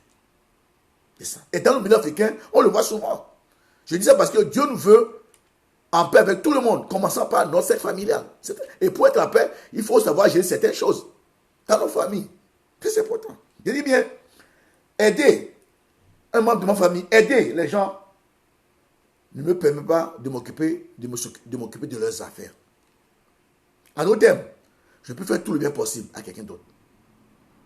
Mais cela ne m'autorise pas à vouloir m'imposer dans sa vie. Tu dois faire ça, je veux ça, je veux ça. Non, ça, c'est pas ça. Non, Dieu même ne nous impose rien. Dieu nous met toujours devant un choix, le bien, le mal, chaque jour. Mais il nous conseille de choisir le bien. Donc Dieu ne nous impose rien du tout. Il y a le libre arbitre. Dieu nous montre le chemin, les bonnes choses. mais il donne la liberté de choisir. Et nous conseille de choisir les bonnes choses pour se faire. Nous aussi, nous sommes appelés à faire du bien. Je peux aider quelqu'un, lui donner beaucoup d'argent, tout cela. Mais cela ne m'empêche pas, s'il est majeur, de vouloir contrôler sa vie, de pouvoir lui dicter ce qu'il doit faire, de m'imposer. Oui, c'est les bonnes choses. Mais pas être dictateur pour dire, tu dois faire ça, je veux ça. Mais ça, c'est pas de Dieu. C'est le diable qui fait ça. C'est important. Ce sont des gens qui déchirent notre famille africaine. Je le vois, on va y revenir. On n'a pas encore fini. On va être concret. Donc, je dis bien, cela ne m'autorise pas à vouloir m'imposer dans sa vie. Mais lui dicter ce qu'il doit faire. Ou fouiller, ou même contrôler sa vie. Non. C'est pas que je l'ai aidé que je suis devenu. Non. Ça, non, l'un de là. Non, je dis bien non et non. Surtout quand la personne est majeure, mon frère, ma soeur. Je dis ça parce que nous, dans la famille africaine, il y a trop d'abus. La personne est majeure, elle n'est plus enfant. Si l'enfant, tu as droit. L'oncle, le cousin, les neveux, vous avez droit. Mais si la personne est majeure, attention, je peux l'aider à tout moment. Mais elle a aussi sa part de responsabilité. Il doit prendre sa vie aussi en main. Je suis là pour l'aider. Donner même les moyens nécessaires. Conseiller. Mais ce que ses parents, à partir de ses parents, c'est à lui. S'il est majeur, c'est lui qui gère. C'est ce qu'on dit chez nos familles africaines. Je vais revenir. Je dis bien, lui dicter ce qu'il doit faire, ou fouiller, même contrôler sa vie. Non et non. Surtout, quand la personne est majeure, faisons attention. Amen. Surtout dans le milieu africain, il y a trop d'abus dans ce domaine-là. Trop d'abus. Je vois comment dans certaines familles, les hommes veulent venir s'imposer. Non. Même si c'est le fils de ton père, ton grand frère. Non. Tant que la personne est majeure, attention. Faisons attention. Soyons quand même sages. Même si je l'ai aidé, c'est normal. C'est le fils de mon frère, c'est la fille de mon... Je l'ai aidé. Mais je ne m'impose pas dans ça pour dire tu dois donner. Non. Ça, l'enfant ne peut jamais accepter. Non. Même s'il me doit du respect, il ne peut jamais. Et là, ça peut même commencer à me manquer du respect parce que j'ai outrepassé mes limites dans sa vie. C'est important. Ce sont des gens qui créent il faut nous le dire avec les mots qu'il faut. Sans mâcher nos mots. Ouais, je le vois en Afrique des fois. Les cousins, les hommes viennent. Non, tu dois... Non. Bien aimé. Non, s'il est majeur, nous l'aidons. Nous conseillons à lui de prendre la décision qu'il faut. S'il réussit, tant mieux. S'il ne réussit pas, c'est lui qui assure les conséquences. Mais moi, je l'aide. En bien, pas en mal. Je ne me pose pas dans sa vie. Je n'oblige pas. Je ne contrôle pas sa vie. Je ne fouille pas. Même si, c'est très important dans le milieu africain. Exemple concret, bien aimé, dans nos familles, je le vois souvent, dans nos pays africains, j'écoute souvent. Moi, je n'ai pas vécu ça dans ma famille. Je n'ai jamais vécu ces choses. Mais quand je suis arrivé, j'ai appris beaucoup de choses de la part de certains amis, comment les choses évoluent en Afrique. Peut-être que j'étais inconscient, naïf. Un exemple concret. Quand souvent ces choses se passent après les décès des parents, dans une famille, vous êtes là, le papa, maman, ses enfants, le grand frère de papa, tout le monde est là, eux aussi ils ont leur famille, le papa meurt, donc il reste la veuve et les orphelins. Et maintenant, on fait le deuil, tout. On doit faire le deuil, on doit aller à leur côté, parce que déjà, ils sont en train de souffrir, de pleurer. Nous les soutenons en bien, fait tout, même s'il faut participer financièrement, je participe. Mais même si ta famille est riche, après l'entraînement, je n'ai pas le droit de commencer par vouer les richesses, on doit faire ceci. Non, ça, ce domaine est réservé à la femme et à ses enfants. Je dis bien, à la femme et à ses enfants. Il ne faut pas que quelqu'un arrive, non, je suis le frère de ton mari, je suis l'oncle de ton mari, rien du tout. Elle s'est battue avec ses enfants, son mari, le monde n'est plus là. Tous les biens reviennent à elle et ses enfants seuls. C'est tout. C'est important. Ce sont des choses qui font que dans la famille, les gens s'entretuent pour rien, à cause du matériel. Non. Tout ce que le mari a laissé, c'est pour elle et ses enfants. Même si je suis son oncle, c'est pas moi. Si je suis le grand frère du mari qui est décédé ou bien le petit frère, je n'ai aucune part dans ces matériels financiers. Je n'ai pas de droit. S'il me donne, d'accord. S'il ne me donne pas, je n'ai pas à dire, non, ça, on doit faire ceci, on doit faire non. Non et non. Ça déchire mais non. Comme je l'ai dit mardi passé, des fois même, la belle famille vient, chasse la femme et prend toutes les richesses pour dire, non, ça c'est être sorcier. Et beaucoup de chrétiens aussi cet esprit-là. La personne meurt, c'est normal, c'est ma femme, je dois être là, au deuil, aider tout, même contribuer, tout ça là, c'est le faire. La Bible dit qu'un bienfait n'est jamais perdu. Dieu va te rendre ça d'une manière comme d'une autre. Pas toi, peut-être tes enfants vont bénéficier de tous les biens que tu as fait. Mais quand le deuil est fini, donc je me trouve les richesses. Non, je fais ceci. Non, Tant que la femme est là, c'est elle qui gère tout avec ses enfants, de A à Z. Toutes les richesses, le compte en banque, les biens matériels, les immobiliers, les habits, tout, c'est la femme qui gère. Je n'ai aucun droit. Ah, mais j'ai dans cette affaire. Ça, je n'ai pas. Je n'ai pas. C'est ça, bien aimé. C'est ça. Sinon, si je le fais, c'est comme si du vivant, je convoitais, je jalousais avant. Donc, c'est ça, c'est important. Si moi, non. Si je le fais, c'est comme si quand mes parents étaient vivants, tu as de la jalousie contre la famille. Parce que peut-être ils ont ici, peut-être ils ont des biens matériels. Non. Non, bien aimé. Je dis bien, c'est pourquoi je dis, apprenons à nous occuper de nos propres affaires. On peut aider, mais il y a des limites. On n'est pas franchi. Tout ce qui appartient à l'homme, c'est à la femme, à ses enfants. Ce n'est pas à la famille, à ses frères et sœurs qui sont mariés, qui ont aussi une vie quelque part. Non, ce n'est pas eux. Ça, eux aussi, ils ont qu'à se battre de leur côté. Tout ce qu'il a laissé, il l'a laissé, c'est pour sa femme vivante et ses enfants qui sont vivants, c'est ça. Si vous donne pas, vous devez tout garder les bonnes relations. C'est ça la vie. Sinon, si ça, après la mort, c'est quel est le problème? C'est parce qu'on a un cœur qui est rempli de convoitise, de jalousie, dès le départ. Et ça va commencer aujourd'hui. C'est très important. Frère, soeur, le matériel, ça déchire sur le milieu africain, je ne sais pas. En tout cas, que Dieu me garde. Dieu me garde. Donc je dis bien, surtout quand il y a les décès là, faisons attention. Je dis bien, si c'est papa qui décède, aidons la veuve et les orphelins en tout, mais tout ce qui concerne les richesses et autres biens de la famille ne nous concerne pas, c'est ça. Ça ne concerne pas. C'est à la femme qui est vivante et ça, ses enfants, c'est eux qui gèrent comme ils veulent. Parce que la vie continue. Une fois des fois, on vient, on chasse la femme, on va même prendre l'argent, on bloque le compte, on prend les habits, les chaussures, on chasse. Mais ça, c'est être criminel. Ça n'a pas commencé. Ça veut dire que du vivant de votre frère, vous enviez déjà la femme, vous enviez ses enfants, c'est ça. Et ça ne peut pas marcher. Les relations déjà ne marcheront jamais. Jamais. Ce qui appartient à la famille, c'est à la famille. La famille. C'est important. C'est important. Si les deux parents, si c'est les deux parents qui ne sont plus, les enfants, s'ils ont l'âge majeur, s'occupent des biens et des richesses de leurs parents. C'est des comptes en banque, des biens immobiliers. Tout ça, c'est les enfants qui s'en occupent. Ce n'est pas l'oncle qui va venir dire comment on va faire. Non, ce n'est pas le bien de l'oncle. Non. C'est eux qui s'occupent de ces affaires. Vous savez, avant de commencer, j'ai pensé à ça tout de suite. J'ai pris une feuille, j'ai noté même. Le problème que nous avons, c'est que les Blancs, eux, ils font un testament. De leur vivant, ils pensent à la mort. Bien aimé. Et beaucoup d'Africains ne pensent pas à la mort. Ce qui fait que même dans nos ministères, ça ne va pas aujourd'hui. Un pasteur qui voit que mort, les années pas, doit commencer par passer à la mort. Il doit faire un testament pour le ministère, prier avant, pas sur base de sentiments, ou bien prier, faire des choses selon Dieu. C'est important. Les Africains ne pensent jamais à la mort. Et quand la mort frappe maintenant, la famille se déchire. Pourquoi? Parce qu'il n'y a rien d'écrit qui puisse aider la famille à bien se reconstruire, à bien continuer. L'oncle vient, il met ses mots, l'autre tante vient, et non. Et la femme qui a perdu son mari, les enfants, ils souffrent. Le bien que le mari a laissé, c'est pour eux, c'est pas pour la famille. Tout l'argent en banque, c'est pour la veuve qui est restée et les enfants. C'est pas pour la famille. Non. C'est ce qui fait que nos familles africaines, des fois, il y a la sorcellerie, ça met la sorcellerie dans nos familles africaines. On s'entretue pour rien, pour le matériel.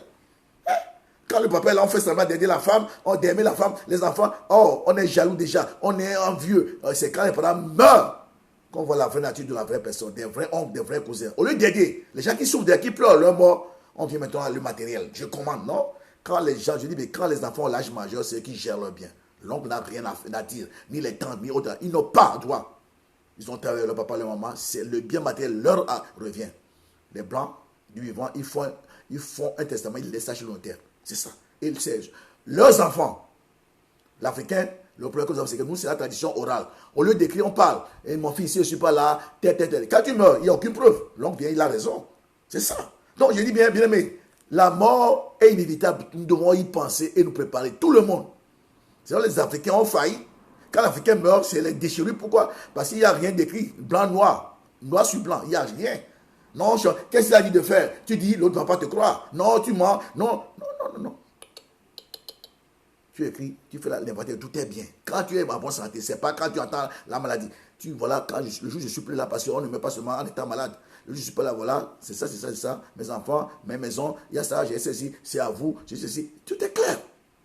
Même si un cousin débat, un oncle vient, une tante, il n'a pas droit. ni la famille élargie. C'est pas les choses du papa, maman, c'est pas la famille élargie. C'est la famille restreinte qui doit en jouir. Et si eux-mêmes disent, non, venez partager un peu la gloire à Dieu. Mais si je suis en temps, je dois continuer à aider cette famille. Si on me fait appel, c'est ça, avoir un bon cœur. Très important. Je dis bien, je parle sur le dernier point, à apprendre à nous occuper de nos propres affaires pour éviter la jalousie. Apprendre, tu peux aider, mais ne pas imposer à la personne. Tu dois faire cela. Non, je vais. Non, j'aide, mais je ne m'impose pas. Je ne compte pas fouiller ses affaires pour m'occuper de ses affaires. Non, non. S'il a l'âge majeur, surtout. Mais s'il est mineur, je peux la m'imposer. Le but, c'est qu'il réussisse demain. Tout ça là, c'est qu'il doit avoir un bon cœur. Construire l'enfant. Mais s'il est majeur, des conseils, je le donne. Mais je n'ai pas le droit de m'imposer. Mais d'avoir les regards sur les chaînes de ses parents. Ou de faire ceci. Si la majeure, c'est à lui de gérer les biens de ses parents. S'ils sont plus là. Des maisons, des richesses. Très important. Et l'Africain, je dis bien, à tout moment, nous devons penser aussi à la mort. Toujours. Ne pas attendre, quand on est malade maintenant. Non, non. Quand on est en bonne forme, il faut penser à la mort, écrire des choses, les laisser et donner ça aux enfants. Clair. Ce qui fait que dans nos églises africaines, quand le papa et pasteur meurt, il y a des conflits. Ouais. Pourquoi? Parce qu'il n'a jamais passé à la mort, il meurt subitement. Dans l'église, quand on est homme de Dieu, il y a ce qu'on appelle les enfants spirituels, les enfants biologiques aussi. Et c'est Dieu qui choisit. Mais il faut marcher dans le plan de Dieu. Parce que l'église, c'est pas... L'église, c'est d'abord une organisation spirituelle. Et si on ne sait pas faire, tôt ou tard, on aura les coups durs. Parce qu'on voit peut-être la beauté, les choses. Mais il faut voir plus loin que ce que nous voyons aujourd'hui. Je dis bien, ce sont les choses que Dieu nous enseigne pour éviter les catastrophes dans le futur. Si c'est des choses spirituelles. Ce n'est pas le présent, le futur. Ah oui, Dieu voit loin que ce que nous voyons. Et nous devons aussi voir loin. Mais pour voir, il faut payer le prix. À genoux, payer le prix. Adorer Dieu, parler avec Dieu. La prière, c'est un dialogue. Quand tu pries et que Dieu ne te parle pas, il y a un problème. Ce n'est pas la prière. La prière, c'est un monologue. Ce n'est pas un monologue, c'est un dialogue. Il faut que tu t'entends la voix de Dieu. C'est pourquoi je peux vous donner des versets dans la Bible qui dit, tu éveilles mon oreille, tu éveilles chaque matin. La Bible, Dieu nous parle. C'est un dialogue. Quand je m'imagine, Dieu me parle. Je pose les questions, Dieu me répond. Des fois, je pose les questions aujourd'hui, il me répond demain. C'est comme ça que ça se passe. Quand des fois, les gens pensent que non, je ne suis pas meilleur que vous. Mais c'est comme ça. Et nous devons l'admettre. Tu ne peux jamais accepter de Dieu, ne pas écouter la voix de Dieu. C'est impossible. D'ailleurs, un message que Dieu m'a donné un jour, c'est un message, j'étais à genoux, j'ai pris un bic, j'ai noté tout le message du début jusqu'à la fin, c'est un message qui vient de Dieu. Et après, j'ai cherché les versets pour les agrémenter. Quand Dieu t'appelle, la première chose que Dieu fait, quand un serviteur de Dieu, Dieu t'ouvre les oreilles. Parce que tu seras conduit par Dieu. Ça, c'est le temps de la préparation. Ce n'est pas d'abord dans c'est préparation. Dieu doit t'ouvrir les oreilles parce que Dieu t'a guidé maintenant. Pendant des années de préparation, c'est lui qui est ton berger. Il te guide, ne fais pas ça, va là, il coupe tout, il t'enseigne. Parce que tu dois apprendre à écouter la voix de Dieu. Pourquoi? Parce que Dieu va te parler et toi, tu parleras maintenant à ton peuple. C'est ça. Mais si tu es un homme de Dieu, un leader spirituel, tu écoutes la voix de Dieu, je dis désolé. Je suis désolé de vous le dire. Il y a quelque chose qui ne va pas. Tu ne vas pas. Et même, je vais vous dire quelque chose. Bien aimé. Qu'est-ce qui fait qu'aujourd'hui, des fois, nous pasteurs, on se plaint. Bien aimé. Que Dieu m'aide. Je prie pour ça, pour tous nos pasteurs de Dieu. Vous savez, prêcher c'est bien. Mais prêcher seulement dire Amen et puis partir sans des signes et miracles, et moi, le peuple sera fatigué. Parce que les gens qui viennent là, ils ont des problèmes. Il faut que Dieu voie par nos messages les signes et miracles qui accompagnent la parole de Dieu. Après chaque message, il faut qu'il y ait des délivrances, des guérisons. Sinon, ils sont fatigués. La Bible, c'est ça l'évangile. L'évangile est tout. Il y a pas que, c'est pas tout le temps. Mais dans le dit bien, il faut que les baptêmes marchent. Il faut qu'il y ait des miracles extraordinaires. C'est ça, c'est le de Dieu. Sinon, il n'y a pas que bien parler, les gens clament, on a bien parlé, et puis ils repartent avec les problèmes. C'est pourquoi aujourd'hui, dans nos églises, quand ils appellent qu'il y a un prophète, tout le monde va. C'est normal. Tout le monde part. Et on se plaint. Ils sont partis. Non, c'est normal. Il faut que dans nos messages bien-aimés, qu'on voit aussi les signes, les miracles, les guérisons, et aussi qu'on voit les paroles de connaissance, parce que ce sont des choses qui font partie de la parole de Dieu. C'est ça être un berger, un leader. Sinon, c'est impossible. Vous pensez que si Moïse conduit le peuple de Dieu, sans les miracles, regardez, tu sais passer. Si sans ces miracles, les gens ne vont pas tellement croire à lui. Non. Donc, un homme de Dieu que Dieu a appelé bien-aimé, je dis, d'après ce que Dieu m'a enseigné, le temps le plus difficile, c'est le temps des préparations. Ça prend beaucoup de temps. C'est là où tu apprends à écouter la voix de Dieu. C'est là où Dieu dépose les dons, les miracles dans ta vie. Quand tu sors de cette école-là, du désert, la Bible dit, revêtu de la puissance de Dieu, sa renommée devient partout. Hein?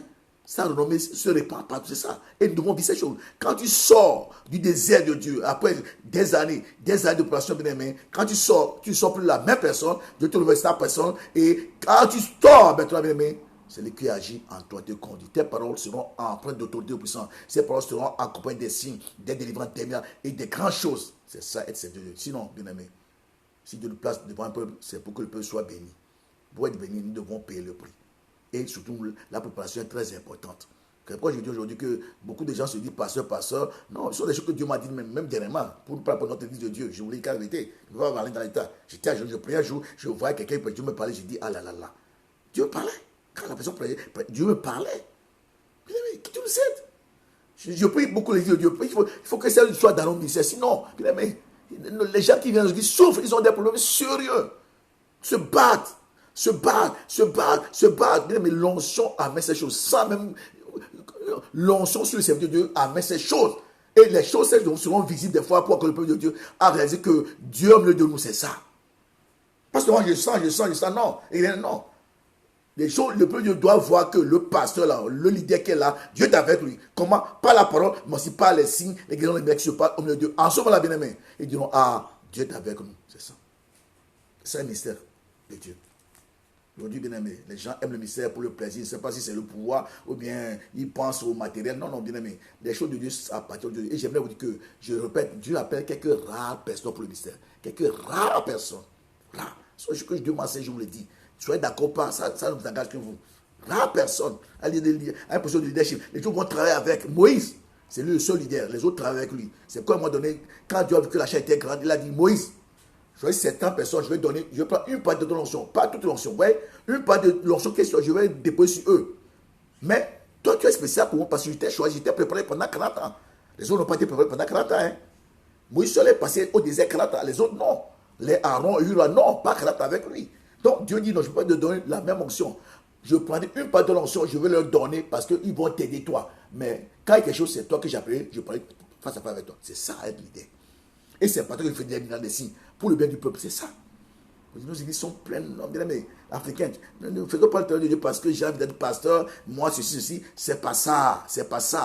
Nous fatiguons le peuple de Dieu. Bien aimés, soyons sûrs de l'appel et laissons Dieu nous conduire, préparer nos cœurs, nos vies. En ce moment, quand nous allons, bien aimés, c'est lui qui agit au travers de nous. Là, même si à l'équité, nous savons où Dieu nous amène. C'est ce que Dieu fait. On peut donner gloire à Dieu à tout le monde. Et le peuple qui nous suit sera un peuple heureux parce qu'ils savent que chaque jour, bien aimé, Dieu a une parole, non seulement une parole, Dieu est capable de faire des grandes choses. Encore aujourd'hui, il est le même.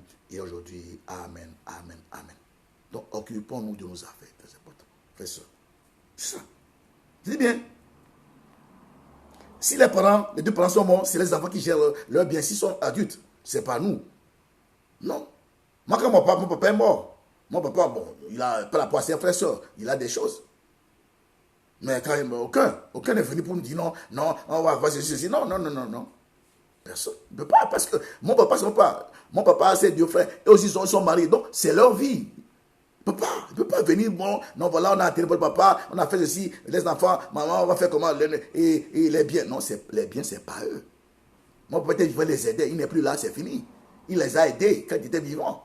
Il n'est plus là, les biens qu'il a, c'est pas à la famille, pour dire la famille, non. C'est pour ça que ces enfants qui sont restés. C'est comme ça que ça doit se faire. Donc, frère, soeur, nous sommes des chrétiens, parce qu'en Afrique, des fois, je vois quand les femmes souffrent, quand leur mari meurt, on les chasse, on prend tout, elles sont devenues misérables. Non, que Dieu nous aide. Écoutez, je n'ai pas fini, j'ai quelque chose de très important à vous dire, ne quittez pas. Bien aimé, ce n'est pas le bien de la famille élargie. Très souvent, les gens ratent leur vie parce qu'ils se concentrent sur la vie des autres au lieu de s'occuper de leur propre vie, c'est ça. Les gens ratent leur vie, ils ratent beaucoup de choses parce qu'ils se concentrent sur la vie des autres au lieu de s'occuper de leur propre vie. C'est ça. Très important. Donc, eh bien, frère, soeur, je dis bien, pour ce faire, écoutez, notez et gardez. Mais ceci, ce que je vais dire maintenant, c'est très important. Je dis bien, écoutez, notez et gardez ceci, surtout pour nous les Africains. Je continue. Écoutez-moi bien, je suis indéterminé. Parlant de évitons la jalousie. La vie est l'examen le plus difficile. Bien aimé frères et sœurs. Qu'on soit chrétien ou païen, Dieu, nous sommes dans la vie et la vie est un grand examen. Il n'y a pas que les examens de médecine. Non, non. Quand on devient chrétien, Dieu nous fait des tests tous les jours. Les tests de Dieu, bien-aimé, c'est nous amener quelque part. Quand on dit tests, hein, c'est une épreuve que Dieu permet dans la vie pour nous amener quelque part. Et Dieu nous teste par les épreuves, par les mois difficiles. Et c'est Dieu qui fait ces tests-là. Je dis bien, je reprends. La vie est l'examen le plus difficile. Surtout pour nous les Africains. Pourquoi? Écoutez-moi bien, pourquoi? Beaucoup échouent parce qu'ils essaient de copier les autres sans réaliser que tout le monde n'a pas les mêmes questions. C'est ça. Voyez-vous? Dieu nous fait un test. Mais dans ce test, même si on est tous pasteurs, Dieu ne donne pas les mêmes questions à tout le monde, à tous les pasteurs. C'est le plan est différent, le parcours est différent, la paix est différent. Chaque pasteur, chaque personne a ses questions. Et nous devons passer de la main avec brillant, avec réussite. Sinon, nous récalons nous-mêmes et nous ne pouvons pas évoluer avec, même si nous passons. Nous pensons que nous évoluons, pour Dieu, nous sommes au même niveau. Et c'est ça qui fait la différence entre celui qui évolue et celui qui n'évolue pas. Je dis bien, la vie tout entière, qu'on soit dans tous les domaines bien aimés, la vie est l'examen le plus difficile. Difficile. Ce n'est pas dans les 4 murs. C'est au travers des expériences de tous les jours. Les bonnes choses comme les mauvaises choses, Dieu nous fait des examens, des tests. Et la vie est l'examen le plus difficile. Beaucoup échouent. Je dis bien, beaucoup échouent. Pourquoi? Parce qu'ils essaient de copier les autres. C'est réaliser que dans cet examen-là, on n'a pas les mêmes questionnaires. C'est ça. Tes questionnaires ne sont pas mes questionnaires. Ils sont différents. On l'a vu. C'est pourquoi il faut éviter les comparaisons. Les questions que Dieu me pose dans mes examens, même si on est le même pasteur, tu n'auras même pas les mêmes questions que moi. Impossible. Parce que le parcours est différent. L'appel est différent. La destinée est différente. Même si on est appelé à faire la même chose. C'est là où les gens échouent parce que ils veulent traiter mes questions alors que Dieu leur doit donner une autre question qui est différente de la mienne. C'est ça. Ils sont concentrés sur l'autre. Ah, il est béni. On est fou. Non, bien aimé, c'est là. Je reprends. La vie est l'examen le plus difficile. Beaucoup échouent parce qu'ils essaient de copier les autres sans réaliser que tout le monde n'a pas les mêmes questions. Très important. Mes questions ne seront pas les mêmes questions que tel pasteur ou tel pasteur. Donc, pour bien réussir mes questions, puisque c'est un examen, je dois me concentrer sur ma personne. Si je suis distrait, je me concentre sur d'autres pasteurs parce qu'il a un bon ministère. Tu vois les choses, la distraction peut m'amener à rater mes tests que Dieu me fait subir. Et quand je rate, pour Dieu, je suis au même niveau. Or, je peux nourrir un faux espoir. Oh, je suis bien, je grandis, les gens peuvent m'acclamer. Mais quand Dieu me voit, Dieu dit, tu es toujours un enfant. Et la Bible dit, aussi longtemps que l'enfant sera aussi longtemps que l'héritier sera un enfant, il ne diffère à rien d'un esclave. Voyez-vous, il y a même des pasteurs, des anciens qui sont esclaves, sans se rendre compte. Parce qu'ils veulent toujours voir la vie des autres. Ils sont là alors que chaque fois que Dieu fait un test, ils sont distraits, ils échouent au test de Dieu. Et là, il y a un message que Dieu m'a donné, les 7 que Dieu nous fait, les tests que Dieu nous fait. Il y a 7 tests, je pense. Chaque fois que tu échoues, tu es dans la même classe. C'est comme à l'école.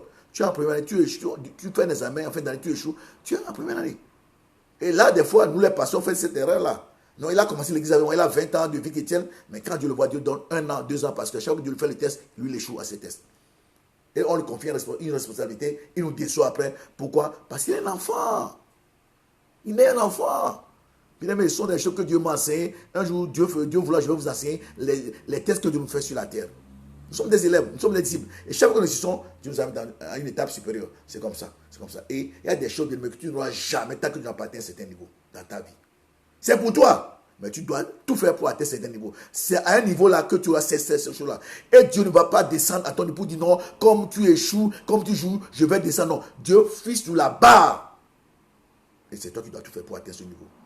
Pas ta sanctification, pas ta consécration, pas tout. Sinon, Dieu t'attend à ce niveau-là. Et toi, tu dois tout faire. Pour éviter de ne pas atteindre ce niveau-là, évitons de nous comparer. Évitons de nous occuper des affaires des autres. Concentrons nos vies sur nous-mêmes. Voyons ce que Dieu doit faire. Battons dans la prière. Purifions-nous. Ayons un cœur pur. Faisons du bien. Mais sans pourtant nous imposer dans la vie de quelqu'un d'autre. C'est impossible. Même si c'est notre petit frère, notre grand frère, cousin, j'aide. Mais non, je ne vais pas m'occuper de ses affaires. Je vais l'aider. C'est important, frère, soeur. Évitons la jalousie. Parce que la jalousie a détruit, décimé nos familles africaines. On ne se parle plus. À cause du matériel, à cause des biens. Mais ces choses-là, Dieu dit, si vous avez de quoi manger, ça suffit. L'un de prendra soin de lui-même. Cherchez d'abord le royaume de Dieu, sa justice. Tout vous sera donné par-dessus tout. Bien aimé, ce qui importe plus, c'est notre relation avec Dieu. Aimons Dieu. Gardons le cœur pur. Servons Dieu. Et Dieu qui est bon va nous aider à réussir tous nos tests sur la terre pour nous amener là où nous pouvons amener. Et arriver là-bas, bien aimé, nous pouvons dire comme Paul, j'ai été comblé à tous égards. Satisfait en tout, en Christ. Comblé à tous égards. Je peux tout. Parce que je me faut dire, j'ai tout en Christ. C'est ça. Mais pour arriver là-bas, bien aimé, Dieu t'attend à ce niveau-là. Donc, pas notre dévouement, notre sanctification, notre obéissance, nous allons de victoire en victoire, d'étape en étape, de classe supérieure en classe supérieure, arriver. Et quand nous allons aimer, on ne va pas se peiner pour que les choses viennent. Ça nous attend. Quand Dieu va les déverser dans nos vies. C'est là où les bénédictions vont couler à flot. Sans pour autant nous peiner. Pour le ministère, Dieu t'attend à un certain niveau pour ouvrir les portes du ministère, pour que tu puisses voyager, aller à gauche, à droite, pour que l'argent vienne, pour que les gens viennent. Donc, il t'attend à ce niveau-là. Mais si toi tu es là, à un niveau bas, que tu t'occupes des autres, tout ça là, c'est toi qui paies à chaque fois que tu te fais les tests, tu échoues et tu ne vas jamais atteindre ce niveau-là. Pourtant, Dieu a destiné pour toi sur la terre des grandes choses par rapport au mystère, des voyages, des gens importants que tu vas rencontrer, des finances, des choses. Mais toi, tu te bats en te comparant à tel. Bien aimé, que Dieu nous aide d'accord. Pour apprécier au point, lisons 1 Thessaloniciens 4, 11. C'est la même chose pour les couples. Tu es femme, vous êtes deux femmes, ne vous comparez jamais. Chacun a son parcours, chacun a ses bénédictions. On a vu que Dieu dit, tout le livre était, dans le livre qui était ouvert, il y avait un programme pour chaque personne. Donc, chaque personne devant Dieu, il y a un livre. Et Dieu a écrit le programme de chaque personne dans ce livre. Ton programme n'est pas un programme. Alors, faisons confiance en Dieu. Dieu ne se trompe pas. Il est fidèle. Ce qu'il a promis, il va l'accomplir. Amen. Amen. Disons 1 Thessaloniciens 4, verset 11. Nous tendons vers la fin, bien aimé, au nom de Jésus. 1 Thessaloniciens 4.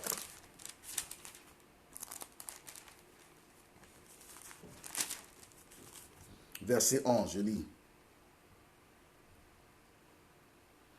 On dit ceci. Et à mettre votre honneur, à vivre tranquille, à vous occuper de vos propres affaires. Voyez-vous? Pour mener vie tranquille, vous devez vous occuper de vos affaires. Si vous commencez par vous mener des affaires des autres, vous ne serez jamais tranquille. L'envie va commencer par naître. La jalousie, la convoitise. Et là, le sommeil même sera plus doux. Il est bon. Ce verset 1 Thessaloniciens 4, on nous dit, et à mettre votre honneur, à vivre tranquille et à vous occuper de vos propres affaires.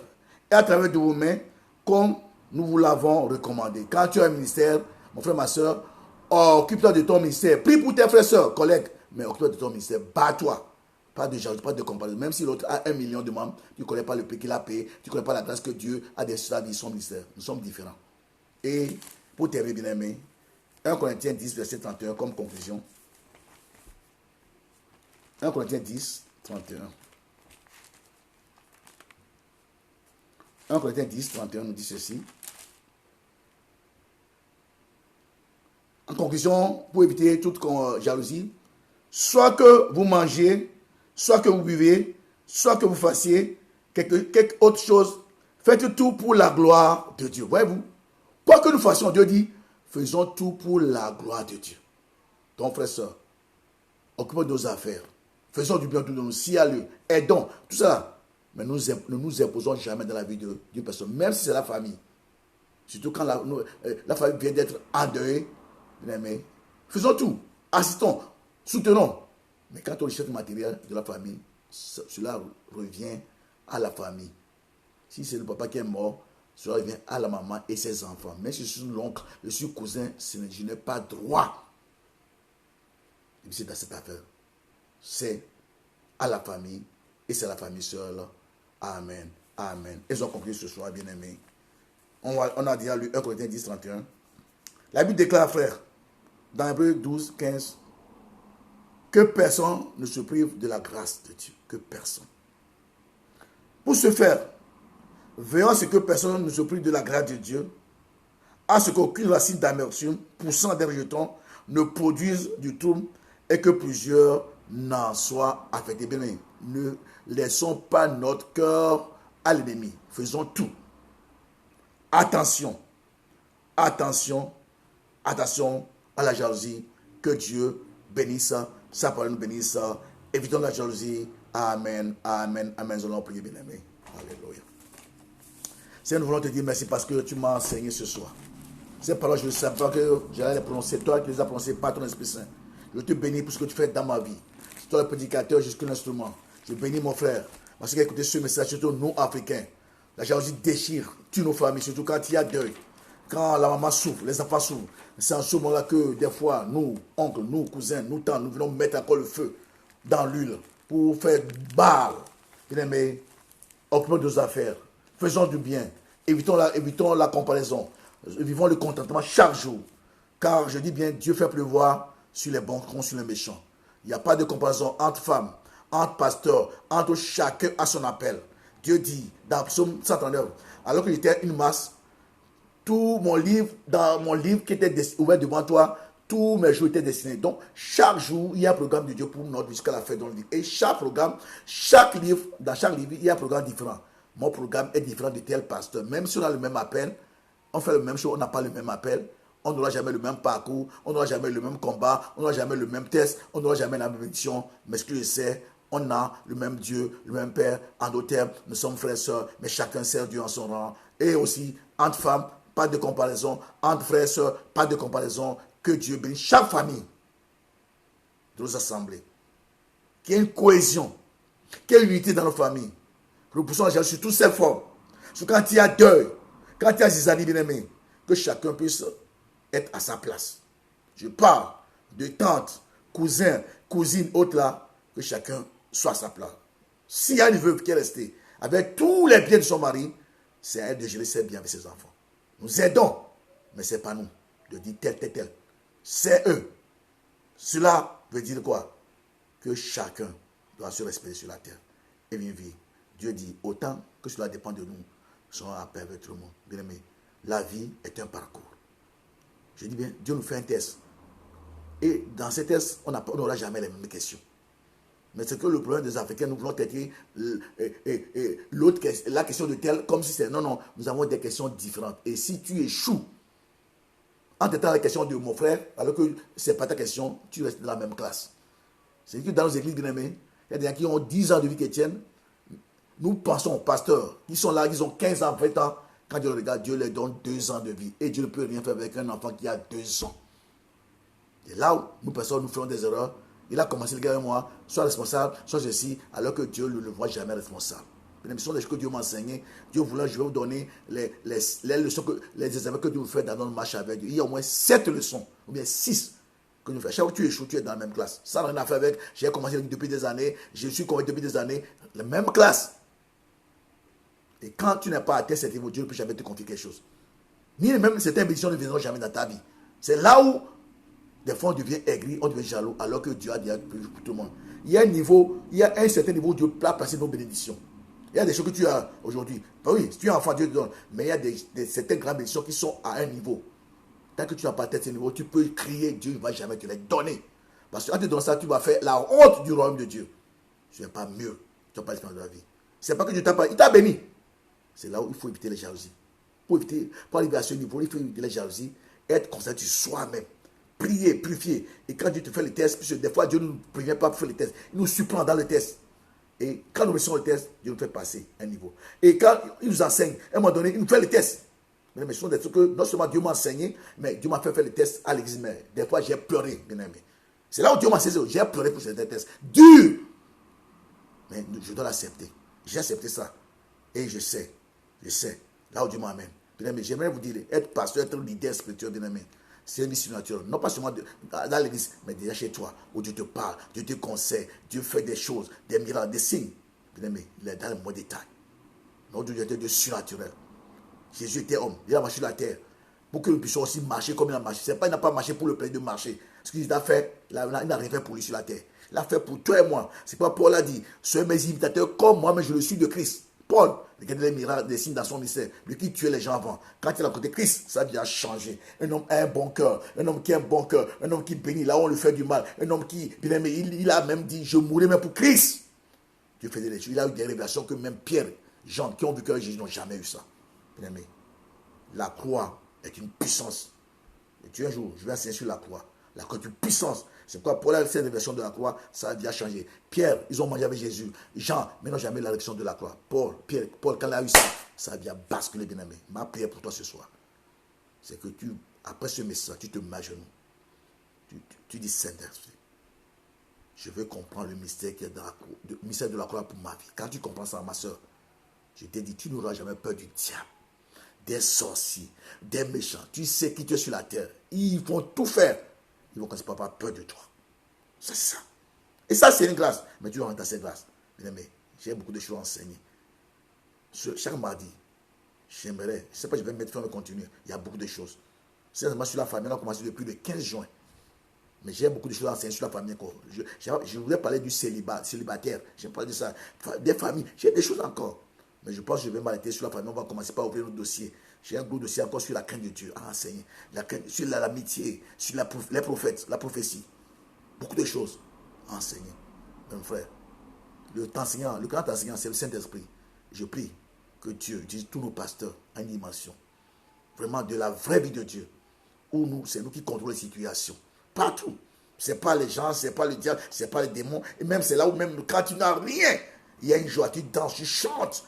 Pourquoi? Parce que Dieu t'a préparé. C'est le ministère, ce qui est important, ce n'est pas le ministère, c'est la préparation. Et Dieu ne prépare pas dans une faculté de théologie. Dieu ne prépare pas dans un cadre que le monde il définit. Après, tu peux aller te former. Mais d'abord, c'est le caractère. Le caractère. Que Dieu bénisse sa parole, nous bénisse. Frères, sœurs, évitons la jalousie. Prions pour nos cœurs ce soir. Amen. Amen. On va prier. Seigneur, nous voulons te dire merci parce que tu es Dieu. Il n'y a pas de Dieu, tu es seul Dieu. Tu m'as parlé depuis 1993. Je ne suis pas encore rentré dans mon état. Vers 7 ans. Quand je parle de choses, c'est pour apprendre à nos frères sur la patience. Quand tu m'as parlé le premier jour, pour le ministère, tu as dit, je vais t'apprendre beaucoup la patience. Je n'ai pas tout compris, mais toi, j'ai compris. Et dans 7 ans, la bien-aimée, si toi, tu n'étais pas là, je ne serais pas ici. Tu m'as gardé. Tu as confronté mes ennemis. Tu m'as sanctifié. Et chaque fois que je prie, je demande, j'ai besoin de toi jusqu'à la fin de ma dernière seconde, je suis bas sur terre. Quand ça, toi, je ne peux jamais vivre une seconde de ma vie chrétienne. Impossible. Esprit Saint, remplis-moi, sanctifie-moi encore. Merci pour ce que tu fais dans ma vie tous les jours, dans cette maison, où je vois ta gloire. Oh Seigneur, je dis bien, ce n'est pas les milliards. Là où la communion avec toi vaut beaucoup plus que tout. C'est là où je trouve tout. Quand tu sors de la paix de Dieu, tu vois autrement. Tu entends autrement. Et tu agis autrement. Alors là, le ciel s'ouvre et les cieux peuvent se réjouir. Parce que sur la terre, nous marchons de puissance en puissance par le Saint-Esprit. Amen, amen, amen. On va prier ce soir. Tu vas prier pour ton cœur. Tu vas prier. Ces choses, ce n'est pas facile. C'est Dieu qui produit ça en nous. Il faut être connecté, rempli du Saint-Esprit. Sinon, tu vas tourner rond. Bien-aimés, nous ne sommes pas appelés à avoir peur. Jésus a dit, priez courage, j'ai vaincu le monde. Nous avons des problèmes. Mais, je vous garantis que si tu atteins un certain niveau, bien-aimé, tu n'as même pas le temps de lire le diable. Non, le diable, il ne faut pas s'occuper de lui. Il est vaincu. Tu vas t'occuper de lui. Plus tu t'occupes de Dieu, tu auras une grande vision de Dieu, plus Satan sera rien devant toi. C'est ça. Je dis bien, moi je fais des œuvres de prière, mais je ne prie pas, je ne m'occupe pas du diable. Ce que je dis souvent, quand je m'occupe du diable, je dis Seigneur, en Christ, je suis assis à la droite du Père Céleste. On ici toute autorité, domination, principauté. Et puis c'est fini, ma prière est finie. Je peux commencer à des gens qui lisent le diable. Non, bien aimé, tu es appelé à réussir. Tu es appelé à réussir. Alors on va prier ce soir.